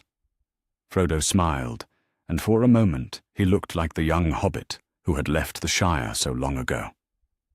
"I believe," he said, "that the world is made better by those who choose hope over fear, mercy over vengeance, even when, especially when, they are not certain it is deserved." The future king nodded, understanding passing between them. In 6 days, he would be crowned King of Gondor and Arnor. When that day came, he would rule over a kingdom where justice was tempered by mercy, where even former enemies could find redemption if they truly sought it. It was a precedent that would shape the age to come. And perhaps, in the end, that was the most important victory of all. Chapter 9. The Long Road Home. The road north from Minas Tirith stretched ahead of them like a ribbon of pale stone, winding through lands that were already beginning to show the first signs of healing. Green shoots pushed up through soil that had been blasted and blackened by war, and the air carried the scent of spring rain rather than smoke and ash. But for the 4 hobbits riding their sturdy ponies along that ancient way, the journey felt different from any they had taken before. "It's strange," said Pippin, breaking a silence that had lasted for several miles. "I keep expecting something to happen, an ambush, or a river to ford, or some great decision that needs making, but it's just road." Merry nodded, understanding his cousin's meaning perfectly. They had grown accustomed to crisis, to the constant weight of momentous choices and deadly perils. This simple travelling, this ordinary progression from one place to another, without the fate of the world hanging in the balance, felt almost unreal. "We've been carrying war with us for so long," Merry said thoughtfully, "that peace feels foreign, like wearing clothes that don't quite fit." Sam rode quietly beside Frodo, watching his master's face with the careful attention he had learned during their darkest hours. Since leaving Minas Tirith 3 days ago, Frodo had spoken little, though he seemed to be listening to everything: the sound of wind through grass, the distant lowing of cattle, the ordinary conversations of the farmers and merchants they passed on the road. It was as if he were trying to remember what normal life sounded like. "Mr. Frodo," Sam said gently, "you're thinking too hard again." Frodo managed a small smile. "Am I that obvious?" "To me, yes. What's weighing on you?" Frodo was quiet for a moment, considering how to put his thoughts into words. "I keep thinking about what we'll tell people, Sam," When we get back to the Shire, when folk ask us about our adventure, how do we explain what really happened? The question had been troubling all of them, though none had spoken it aloud until now. The tale they carried was not the simple story of good triumphing over evil that people would expect. It was more complex, more troubling, full of uncomfortable truths about enemies who had aided them unwittingly, and victories that had come through ways none of them had planned. "Do we tell them about the mouth of Sauron?" Pippin asked. "About how he spoke the truth and helped us win by accident?" Would they believe it? Merry wondered. And if they did, what would they make of it? Folk in the Shire like their stories neat and tidy. Heroes and villains, clear choices, happy endings. They don't much care for moral complexity. Sam shifted uncomfortably in his saddle. Maybe that's not such a bad thing. Maybe some stories are too complicated for peaceful folk to hear. But Frodo shook his head. "No, Sam. If we've learned anything, it's that truth matters, even when it's complicated. Especially when it's complicated." He looked at each of his companions in turn. "We can't go back to the Shire pretending that the world is simpler than we know it to be. That wouldn't be fair to them or to us." The conversation was interrupted by the sound of hooves on stone, and they looked up to see a rider approaching from the north.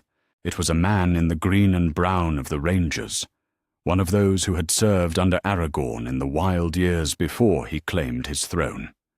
He raised his hand in greeting as he drew near. "Well met, Masters Halfling," the ranger called out. "I bear greetings from Rivendell, and an invitation if you would hear it." "An invitation?" asked Merry. "Lord Elrond would speak with you, if you are willing to turn aside from your road for a time. He has heard of your deeds, and would offer such counsel as you might need for the journey ahead." The four hobbits exchanged glances. They had planned to pass by Rivendell anyway.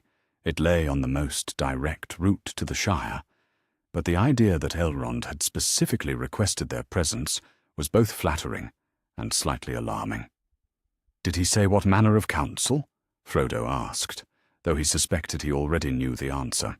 The ranger's expression grew gentle, and he looked at Frodo with something that might have been understanding.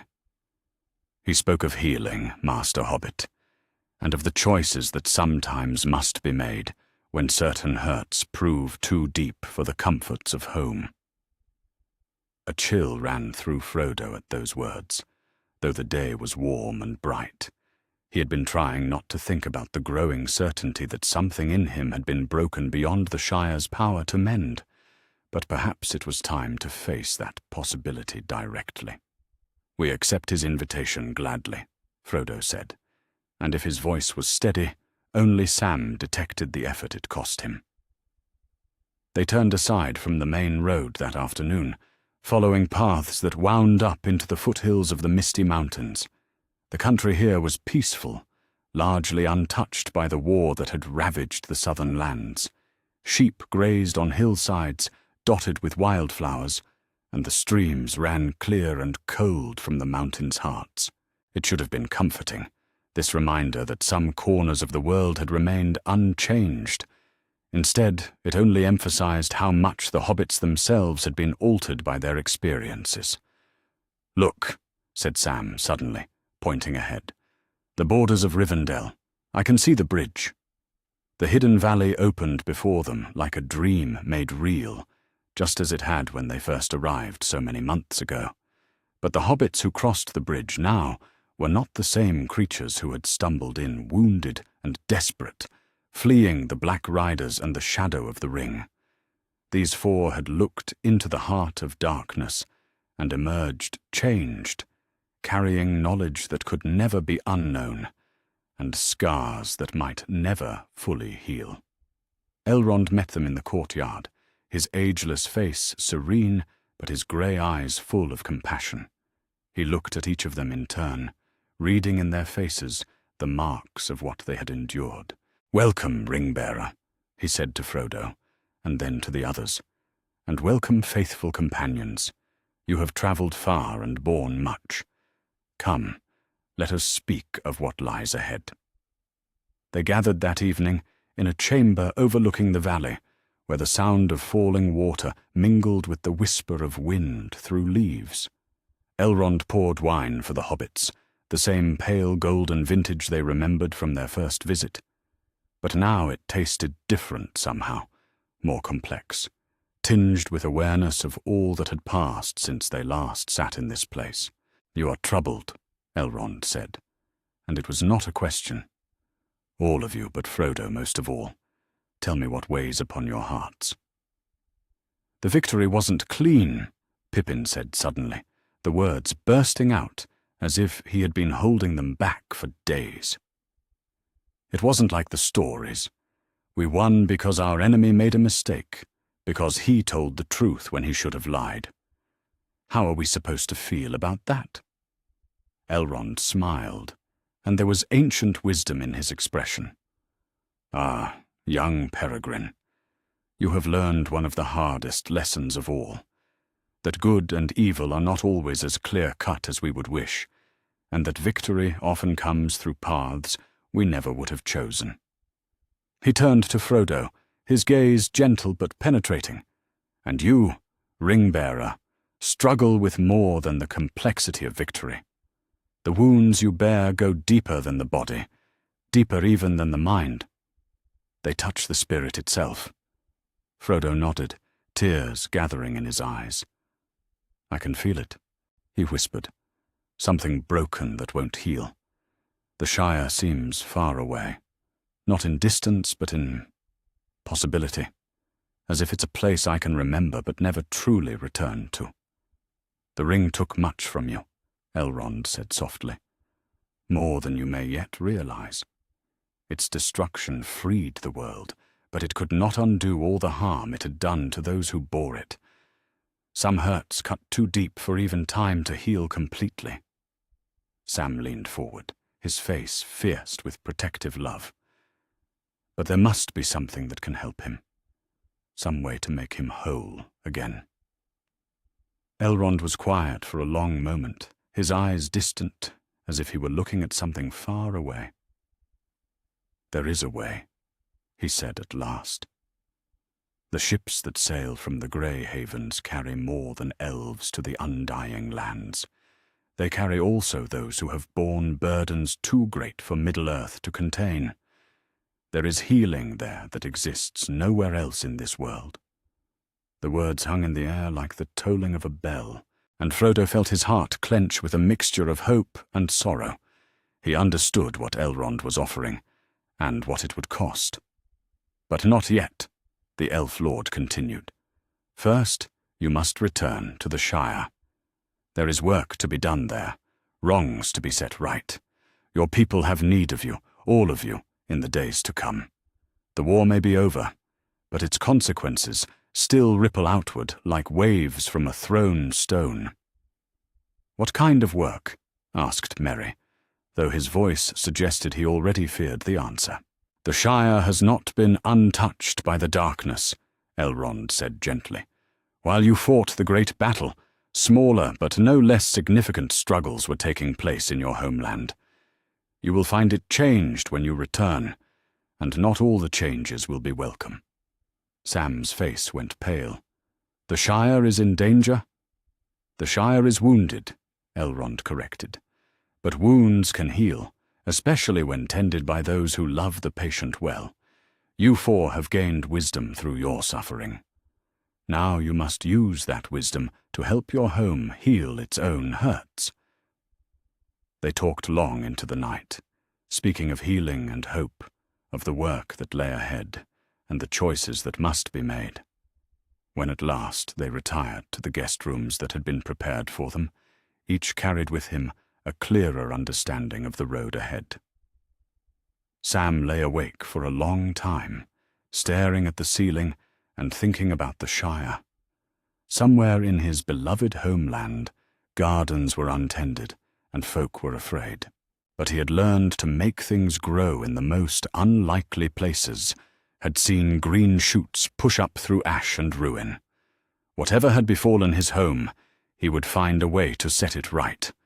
Merry and Pippin shared a room, as they had as children, and whispered together in the darkness about responsibility and leadership. They were not the same young hobbits who had left the Shire in search of adventure. They had seen the cost of war, the weight of making choices that affected the lives of others. When they returned home, they would carry that knowledge with them, would use it to serve their people better than they ever could have before. And Frodo lay alone with his thoughts, feeling the pull of two futures, one that led back to Bag End and the familiar comforts of the Shire, another that led west to the Grey Havens, and healing he could find nowhere else. Both paths held their own sorrows, their own hopes. The choice, when the time came to make it, would be his alone. But that choice still lay ahead of them.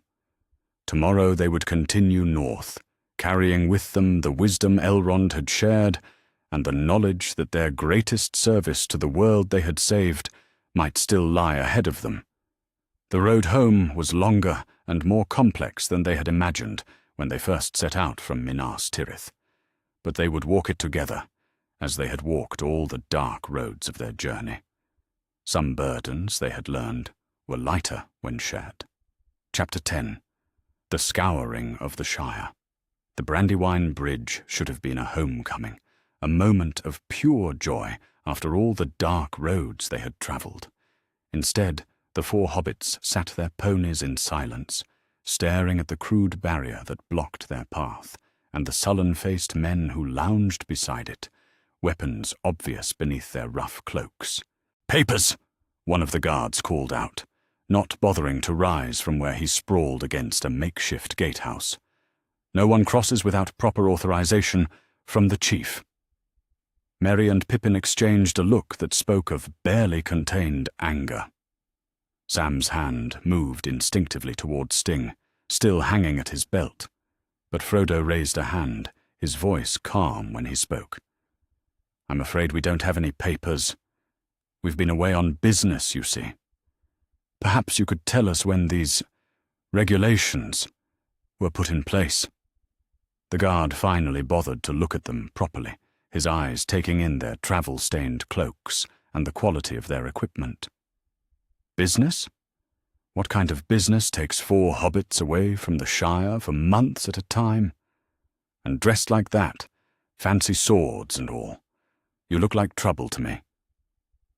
"Trouble?" Pippin's voice rose dangerously. "We look like trouble? Who are you to—" "Pip," Frodo said quietly, and his cousin fell silent. There was something in Frodo's tone that reminded them all that this was the hobbit who had walked into Mordor and back, who had faced the Dark Lord's herald at the very gates of the enemy's realm. "I think there's been some misunderstanding. We're residents of the Shire, returning home after a long journey. Surely that gives us the right to cross." The guard stood up slowly, his hand resting on his club. "Rights?" He laughed harshly. "Rights are what the chief says they are, and the chief says nobody crosses without papers. So you can turn around and go back where you came from, or we can make you turn around." Sam couldn't contain himself any longer. "The chief? And who might this chief be when he's at home? The mayor's supposed to be in charge here, and that's Will Whitfoot, and has been for years." "Old Whitfoot?" The guard spat. "He's been dealt with, refused to cooperate with the new order, so he's been relocated. The chief runs things now, and he runs them proper. No more of this democratic nonsense.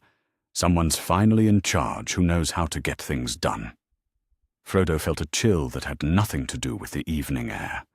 He had heard words like these before, had seen what happened when people gave up their freedom in exchange for promises of order and security.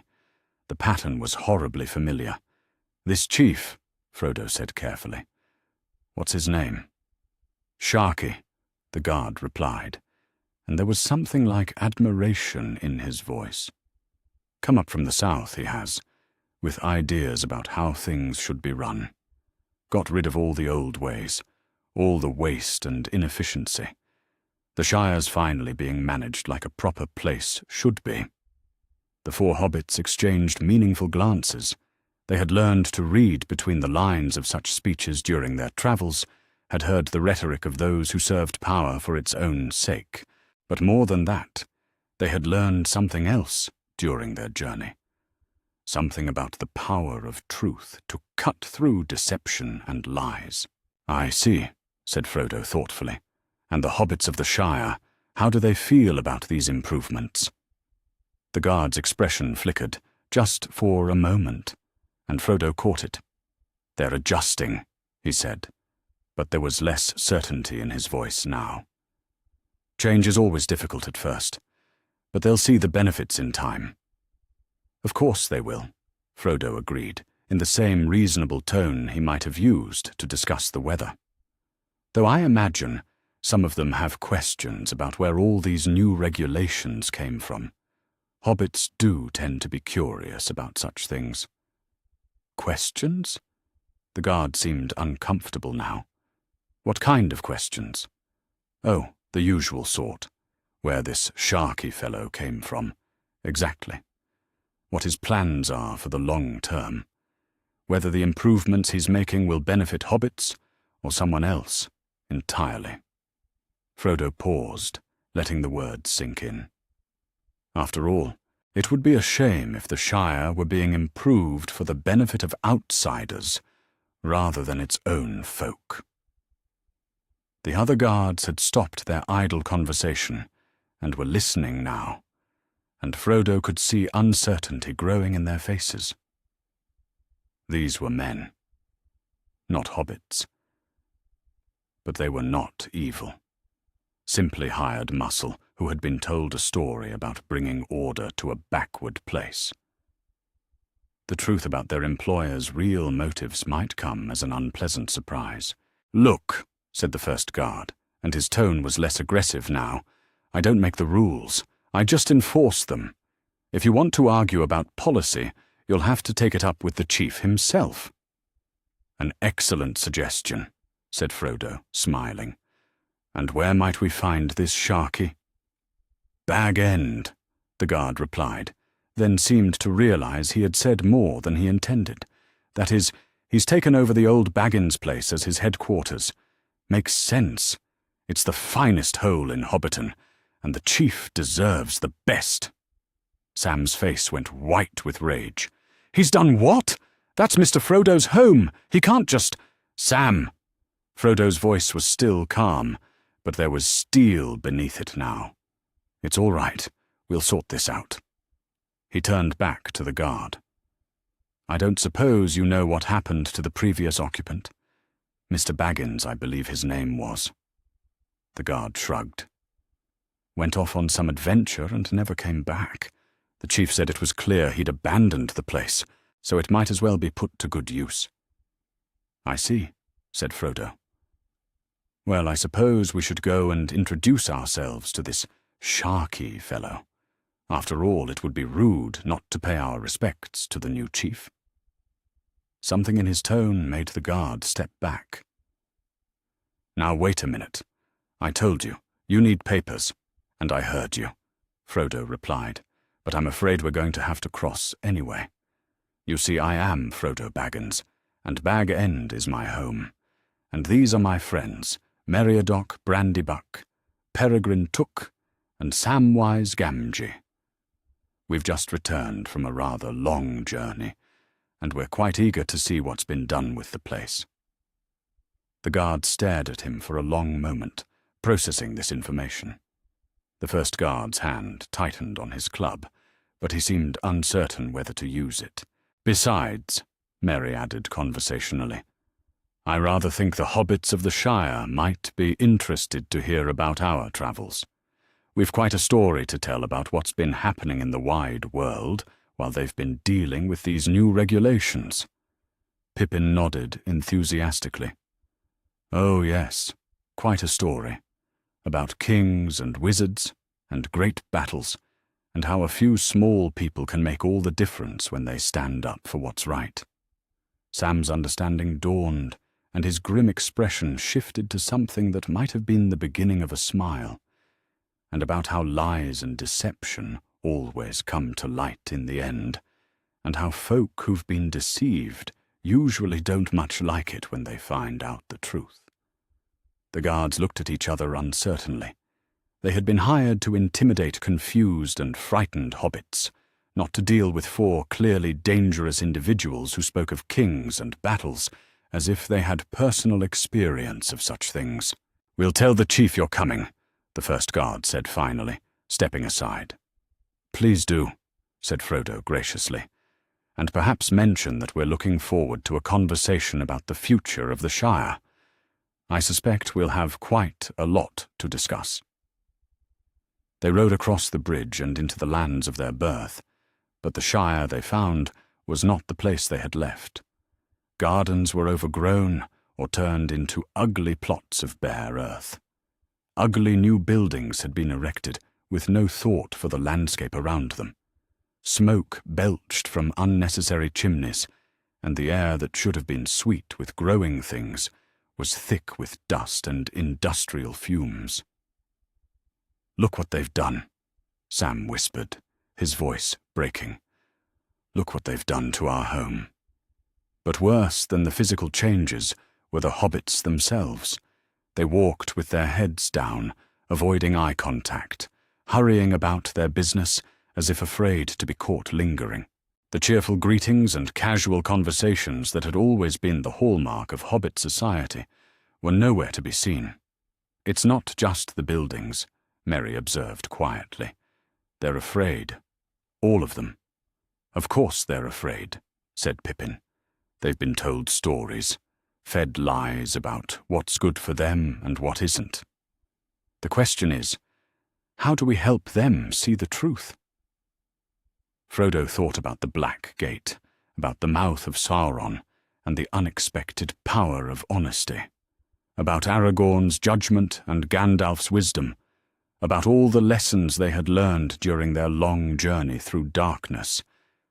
"The same way truth always wins," he said finally, "by being spoken plainly, by being lived honestly, and by trusting that people are fundamentally good enough to recognize it when they hear it." As they rode toward Hobbiton, more hobbits began to notice them. Word spread in whispers from door to door, and by the time they reached the Green Dragon, a small crowd had gathered. The hobbits stared at the four travelers with a mixture of recognition, disbelief, and desperate hope. "Is it really you?" called out Ted Sandyman, though his voice was hushed as if he feared being overheard. "Master Baggins, Master Meriadoc, we heard you were all dead." "Not dead, Ted," Frodo replied, dismounting from his pony. "Just away on business, though I see the Shire has changed quite a bit in our absence." "Changed?" An old hobbit pushed forward through the crowd. It was old Gamgee, Sam's father, and his face was a mixture of joy and anguish. "It's not the same place at all, Mr. Frodo. That Sharky and his ruffians, they've turned everything upside down.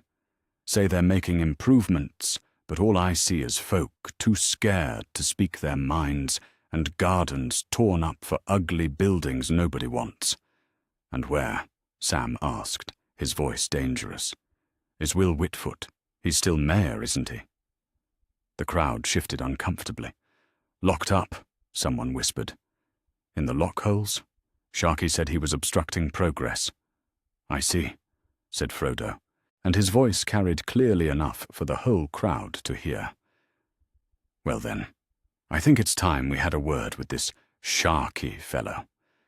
And perhaps it's time the folk of the Shire heard a different kind of story than the ones they've been told."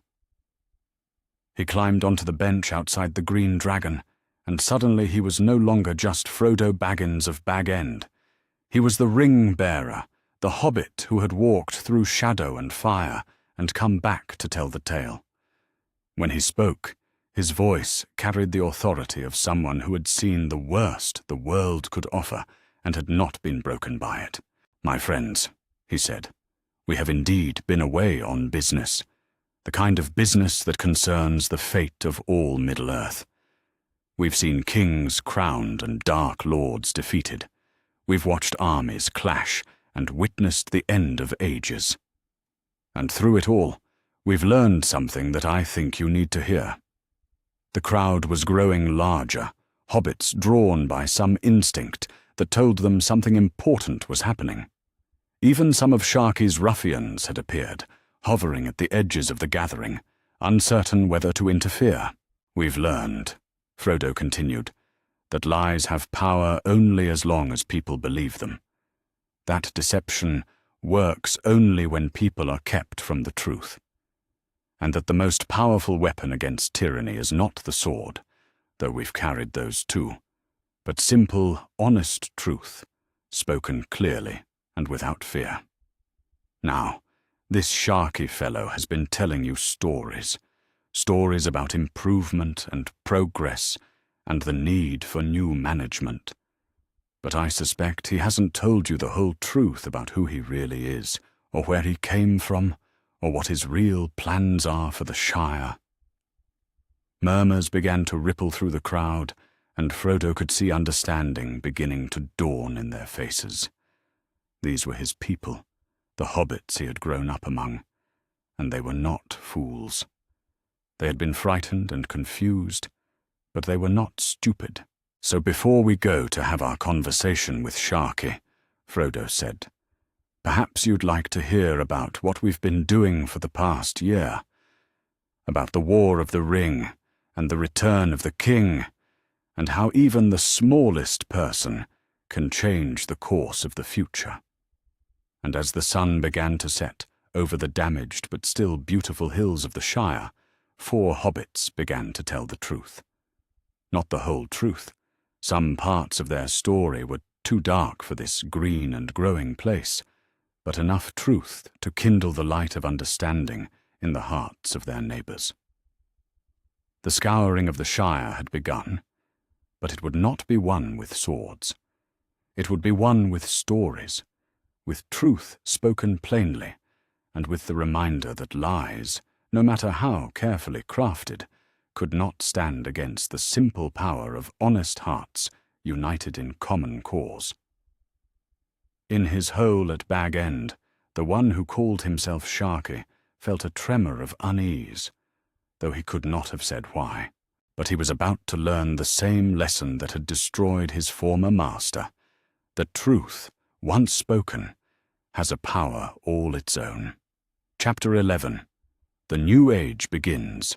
The Malorn sapling stood no higher than Sam's waist, its silver bark catching the late morning sun as he carefully adjusted the soil around its roots. The tree had been a gift from Lady Galadriel herself, sent along with a small box of soil from Lothlorien and a message that had brought tears to his eyes. For the gardener who tends more than flowers. Now it grew in the very heart of Hobbiton, beside the party tree that had been cut down during Sharky's brief reign of destruction. Sam stepped back to admire his work, wiping soil from his hands with the care of one who had learned that dirt could be precious. 6 months had passed since the scouring of the Shire, 6 months of rebuilding and replanting, and slowly teaching his neighbours that growing things was more powerful than destroying them. The Malon was only one of many new additions to the Shire's gardens, but it was the one that meant the most to him, a symbol of how far they had all come. "Mayor Gamgee," called a voice from the lane, and Sam turned to see young Tom Cotton approaching with a bundle of letters in his hand. "Posts come from the south. Looks like important things." Sam still felt a start every time someone called him Mayor. The election had been held in July, after Will Whitfoot had been freed from the lockholes and had insisted that the Shire needed younger leadership for the rebuilding ahead. The hobbits had chosen Sam by an overwhelming margin, not because he had sought the office, but because he had demonstrated something more valuable than political ambition. He had shown them how to make things grow again. "Thank you, Tom," Sam said, accepting the letters. Any word from your father about the mill repairs?" "Nearly finished," Tom replied with a grin. "Says the new water wheel should be turning by week's end, and Mr. Sandyman's been asking about when he can start grinding again. Seems he's learned some things about working with folk instead of against them." Sam nodded with satisfaction. Ted Sandyman had been one of Sharky's most enthusiastic supporters, but the revelation of who Sharky really was, and what his real plans had been for the Shire, had shaken the miller profoundly. Now he worked alongside his neighbours with a humility that was as surprising as it was welcome. The letters bore the seals of Gondor and Rohan, and Sam felt the familiar mixture of pride and wonder that came with correspondence from kings. He walked back toward Bag End, where Frodo would be waiting in the garden with his morning tea, wrestling with the slow process of writing down their story. He found his master sitting beneath the oak tree, a cup cooling forgotten beside him, as he stared at nothing in particular. These spells had become more common as the months passed, moments when Frodo seemed to drift away to some distant place where Sam could not follow. They worried Sam more than he would admit to anyone except Rosie. "Posts come," Sam said gently, settling onto the bench beside Frodo. "Letters from King Elessar and King Eomer both." Frodo blinked and focused on the present, managing a smile that only occasionally reached his eyes anymore. "Anything interesting?"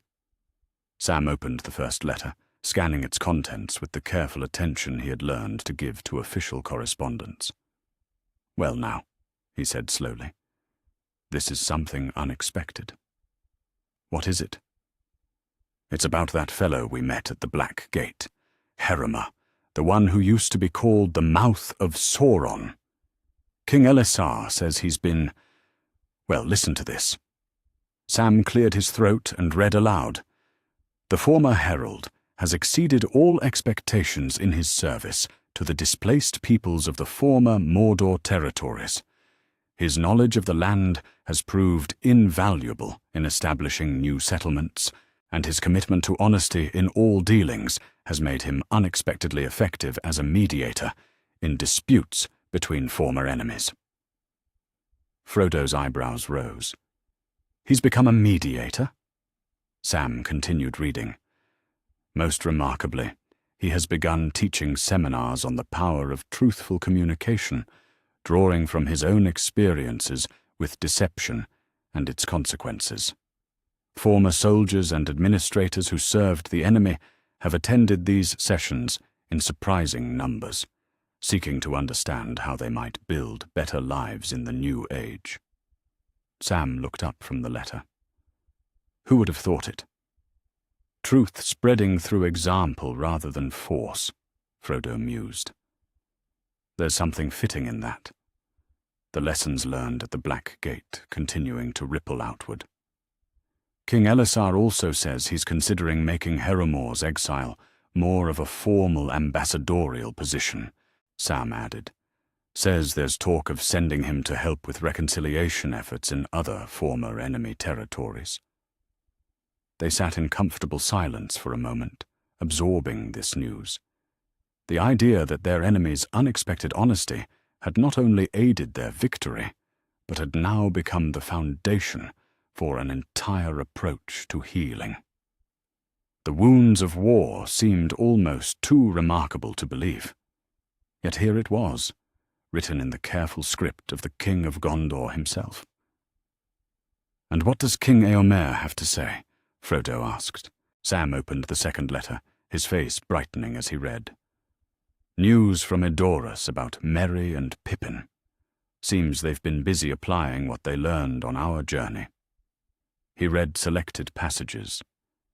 "Master Meriadoc has proved invaluable in establishing new protocols for inter-kingdom communication, drawing on his understanding of how truth can serve diplomatic ends better than careful omissions. Master Peregrine has been instrumental in training our younger guards in the art of questioning rather than threatening, showing them how information freely given is more valuable than confessions forced through intimidation. "They're teaching others what we learned," Frodo said with satisfaction, "about approaching problems with wisdom rather than force." "There's more," Sam said, his voice growing warm. "Both kings write that they're planning to formalize some of these new approaches.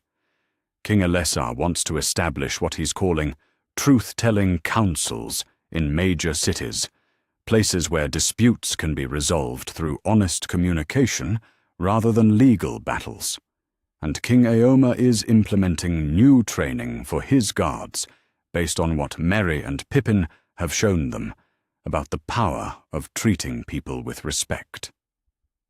Frodo leaned back against the oak, and for the first time in weeks, Sam saw something like peace in his expression. "So the lessons spread," he said softly. "The understanding that truth can be more powerful than deception, that mercy can be stronger than vengeance, that even enemies can become teachers if we're willing to learn from them." "Seems that way," Sam agreed. He hesitated, then added, "There's one more bit of news in King Elessar's letter. He writes that Gandalf is traveling north again. Says the wizard has been making a circuit of the places that were touched by the war, checking on healing and, well, he mentions you specifically, Mr. Frodo." Frodo's expression grew thoughtful. "Does he now? And what does our friend the king think Gandalf wants to discuss?" "He doesn't say exactly, but he mentioned something about the burden that some wounds require healing beyond what this world can provide." Sam's voice grew careful.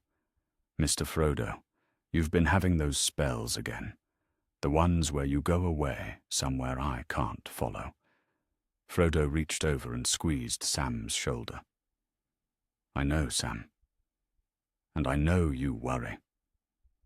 The truth is, I've been thinking more and more about what Lord Elrond said at Rivendell, about the ships that sail west, and the healing that can be found there." Sam's heart clenched, but he forced his voice to remain steady. "And what do you think about it?" "I think," Frodo said slowly, "that some wounds run too deep for even the Shire to heal. But I also think that before any such choices are made, there's still work to be done here. Our story needs finishing, Sam. People need to understand what really happened during the war, how complex the victory really was. They need to know that good can come from the most unexpected places, even from the honesty of enemies."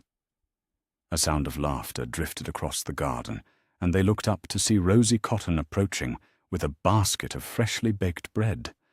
Her face was bright with happiness, and Sam felt his own heart lift at the sight of her. They had been married in August, a celebration that had marked not just their union, but the Shire's return to joy and fellowship. "Good morning, Mr. Frodo," Rosie said, setting down her basket and kissing Sam's cheek. "I hope you're planning to eat something today besides whatever's in that teacup. You're getting far too thin." "I'll try to do better," Frodo promised, accepting a warm roll with genuine gratitude. "Any news from the village?" "The new school's nearly ready," Rosie reported. "Mrs. Bracegirdle is quite excited about including some of your adventures in the children's lessons. She says it's important they understand that the Shire is part of a larger world, and that sometimes even small folk have to stand up for what's right." "Adventures?" Frodo repeated, tasting the word. "I suppose that's one way to describe them." "What would you call them?" Rosie asked, settling beside them on the bench. Frodo considered the question seriously. "Lessons," he said finally. "Very expensive lessons about the nature of good and evil, about the power of truth over lies, about how even the darkest moments can serve purposes we never intended." Sam felt a familiar tightness in his chest as he watched his master. The physical wounds from their journey had healed months ago, but the deeper injuries, the spiritual scars left by carrying the ring and facing the ultimate temptation, remained as raw as ever. Perhaps they always would, at least in this world. "Speaking of lessons," Sam said, trying to lighten the mood, "I had a letter from old Gaffer yesterday. Says the garden at number 3 is producing the finest vegetables he's ever grown. Claims it's because of that special soil from Lothlorien I shared with him." "And what do you think?" Frodo asked. Sam smiled. "I think it's because he's finally learned to listen to his plants instead of just talking at them.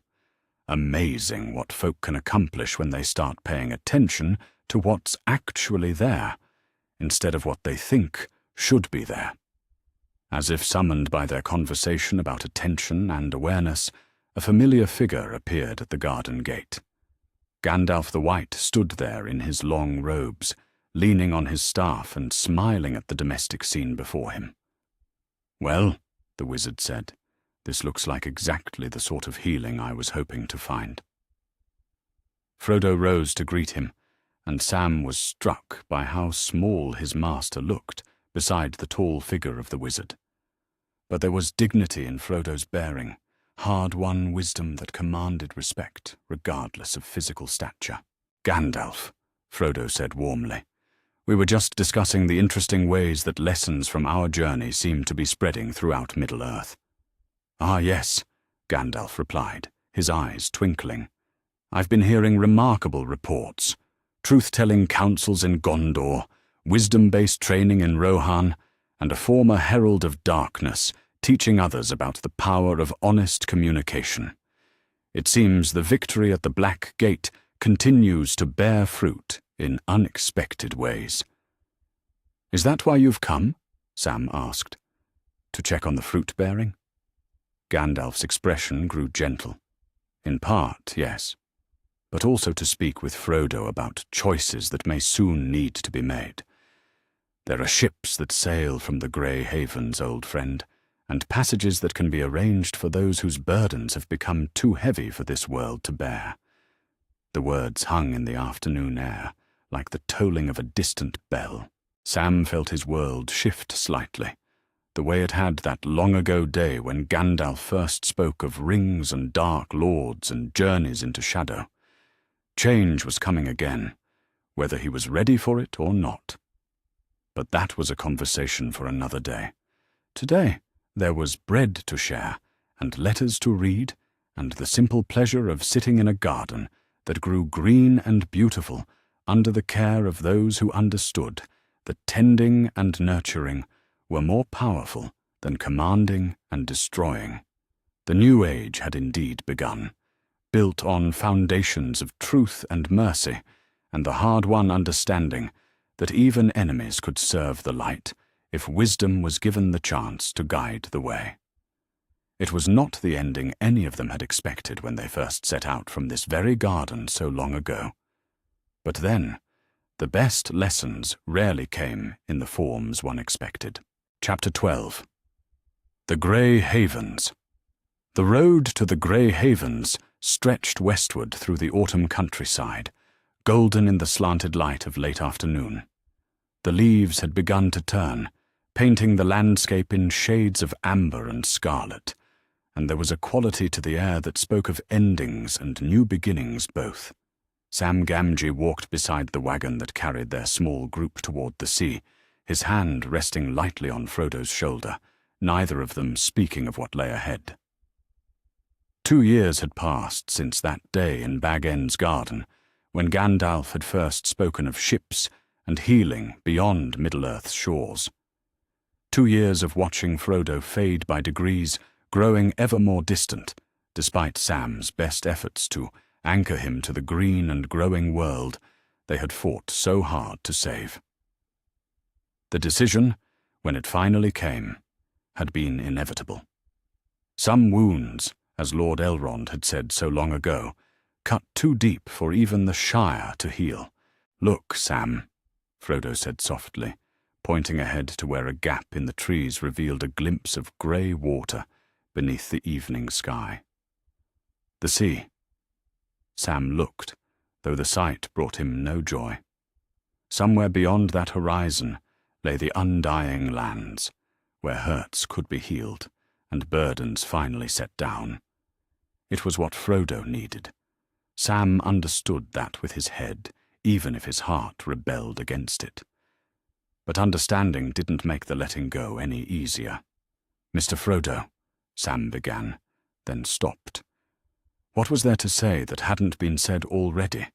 They had spoken of this moment for months, preparing for it as carefully as they had once prepared for the journey to Mount Doom. The words of farewell had been practiced until they felt hollow, worn smooth by repetition. "I know, Sam," Frodo said gently. "I know." Behind them in the wagon, Merry and Pippin sat in uncharacteristic silence. They had insisted on coming, despite knowing this journey would end in goodbye, unable to let their cousin face this final departure alone.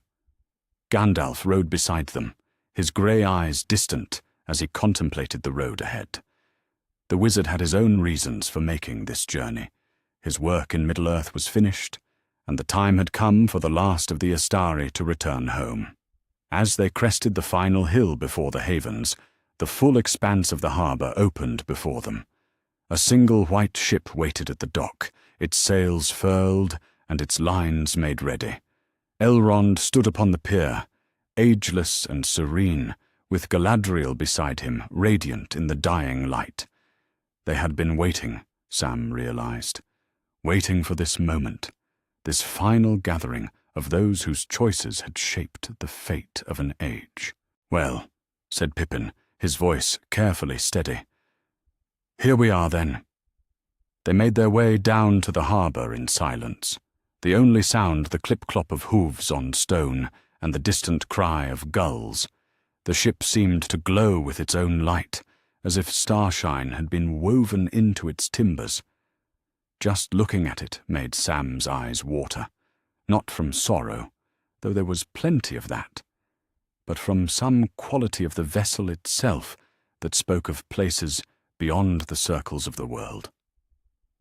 Gandalf dismounted and walked to where Elrond waited, the two ancient beings greeting each other with the courtesy of old friends who had shared great labours. But Frodo went to Galadriel, and she took his hands in hers with infinite gentleness. "Ring-bearer," she said, and her voice carried the music of wind through leaves. "The time has come." "Yes," Frodo replied simply. "I'm ready." Sam felt his composure crack. "But Mr. Frodo, the Shire, it needs you. The gardens we've planted, the new trees growing, little Eleanor just starting to walk and talk. There's so much still to do." Frodo turned to his dearest friend, and for a moment his face showed all the love and gratitude and sorrow he carried. "The Shire has you, Sam. It has the gardens you've tended, the wisdom you've gained, the strength you've shown. You don't need me anymore. You haven't needed me for a long time." "That's not true," Sam protested, though part of him knew it was. "We're a team, you and I. We've always been a team. And we always will be," Frodo said firmly. "But some journeys must be made alone. This is one of them." Gandalf approached them, his staff clicking softly on the stone. "There is something I would have you understand, Sam Gamgee, before we part. Your service to the Ring-bearer was more than faithful companionship. You were the anchor that kept him tethered to hope when despair threatened to overwhelm him. Without you, the ring would have claimed him long before Mount Doom." "I just did what any friend would do," Sam mumbled. "No," said Galadriel, her clear voice carrying absolute certainty. "You did what only you could do. You chose love over fear, service over safety, hope over despair.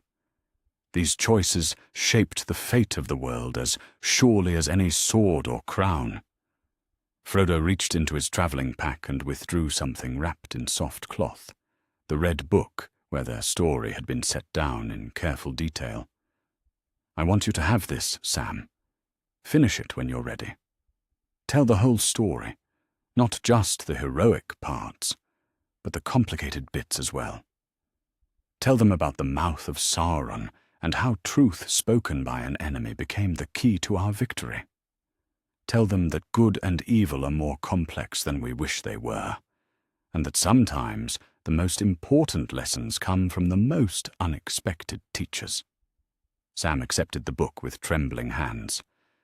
I don't know if I'm the right person to tell that story, Mr. Frodo.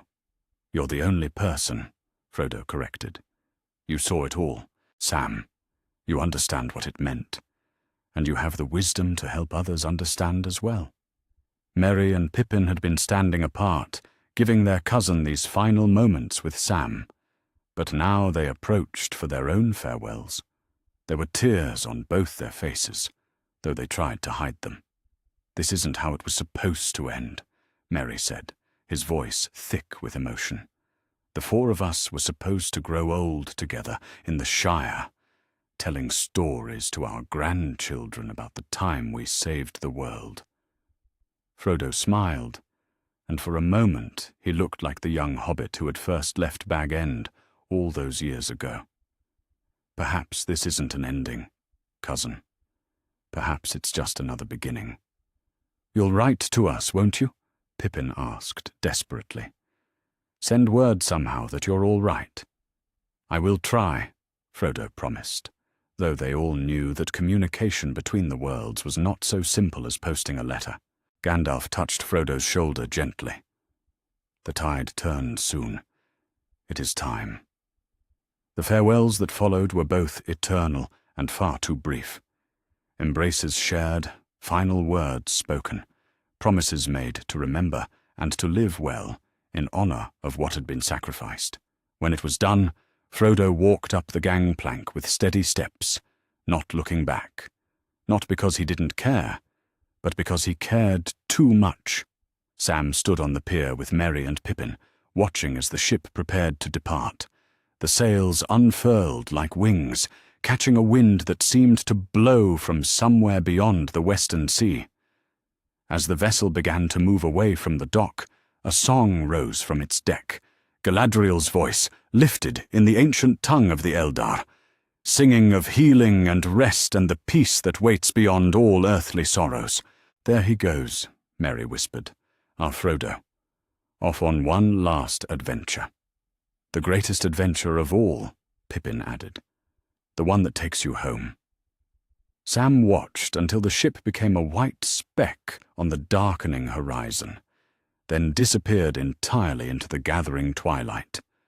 Only then did he allow himself to cry, great, racking sobs that seemed to come from the very center of his being. He cried for the friend he would never see again in this life, for the innocence they had all lost, for the weight of responsibility that was now his to bear alone. But even as he wept, Sam felt something else stirring in his chest. It was the same feeling he had experienced in the garden when he planted the Malon sapling, the same sense of new growth pushing up through old soil. Frodo was gone, yes, but his story remained, waiting to be told. The wisdom they had gained together, the lessons learned through suffering and triumph both, these things would live on in the tales Sam would tell, and the children he would raise, and the gardens he would tend. Come on then, he said finally, wiping his eyes and turning away from the empty sea. Let's go home. They walked back through the night toward the Shire, 3 hobbits carrying between them the memory of a 4th. Behind them, the waves whispered against the shore with the patient rhythm of tides that had counted the years since the world began. Before them lay the familiar comforts of home, warm hearths and good food, and the endless, necessary work of living well. When Sam reached Bag End the next morning, Rosie was waiting in the garden with baby Eleanor on her hip and a question in her eyes. Sam took his daughter in his arms and kissed his wife's cheek, breathing in the scent of home and family and all the things worth preserving. Is it done then? Rosie asked gently. It's done, Sam confirmed. Mr. Frodo's found his peace at last. And what about you, Sam Gamgee? Have you found yours? Sam looked around at the garden, where mallow and oak grew side by side, where flowers bloomed in carefully tended beds and vegetables grew in orderly rows. He thought about the red book waiting on his desk, full of stories that needed finishing. He thought about Eleanor growing up in a world where truth was valued over deception, where mercy was stronger than vengeance, where even former enemies could find redemption if they truly sought it. I'm working on it, he said at last. I think we all are. And indeed, throughout Middle-earth, the work continued. In Minas Tirith, King Elisar held council with advisors who had learned that honest communication served better than political maneuvering. In Rohan, warriors trained not just to fight, but to understand, to question before striking, to seek truth before passing judgment. In distant settlements where former servants of darkness struggled to build new lives, Herumor of Umbar continued to teach the lessons he had learned about the power of honesty and the possibility of redemption. The victory at the Black Gate had been won not just through courage and sacrifice, but through the unexpected honesty of an enemy who had spoken truth when lies were expected. That truth had given hope when hope seemed lost, had provided strength when strength was needed most. And now, years later, the ripples of that moment continued to spread, shaping the new age in ways both large and small. The ring was gone forever, unmade in the fires where it was forged. Sauron was defeated, his dark reign ended. But perhaps more important than these great victories was the subtler triumph, the understanding that truth was more powerful than any ring, that mercy could be stronger than vengeance, that even in the deepest darkness, the light could find unexpected ways to shine. Sam Gamgee, mayor of the Shire and keeper of stories, settled into his favorite chair that evening with the red book open before him. There was work to be done, tales to finish, wisdom to preserve, hope to pass on to the next generation. It was not the ending he would have chosen, but it was the ending they had been given. And like all the best endings, it was also a beginning. Outside his window, the mallow tree rustled in the evening breeze, its silver leaves catching the last light of day. Somewhere beyond the western sea, his dearest friend had found the peace that had been so long denied him. And here in the Shire, in the green and growing heart of the world they had saved, the story continued. Truth had triumphed over falsehood, light had overcome darkness, and love, patient, enduring, sacrificial love, had proven stronger than all the powers of the world. It was enough. More than enough. It was everything.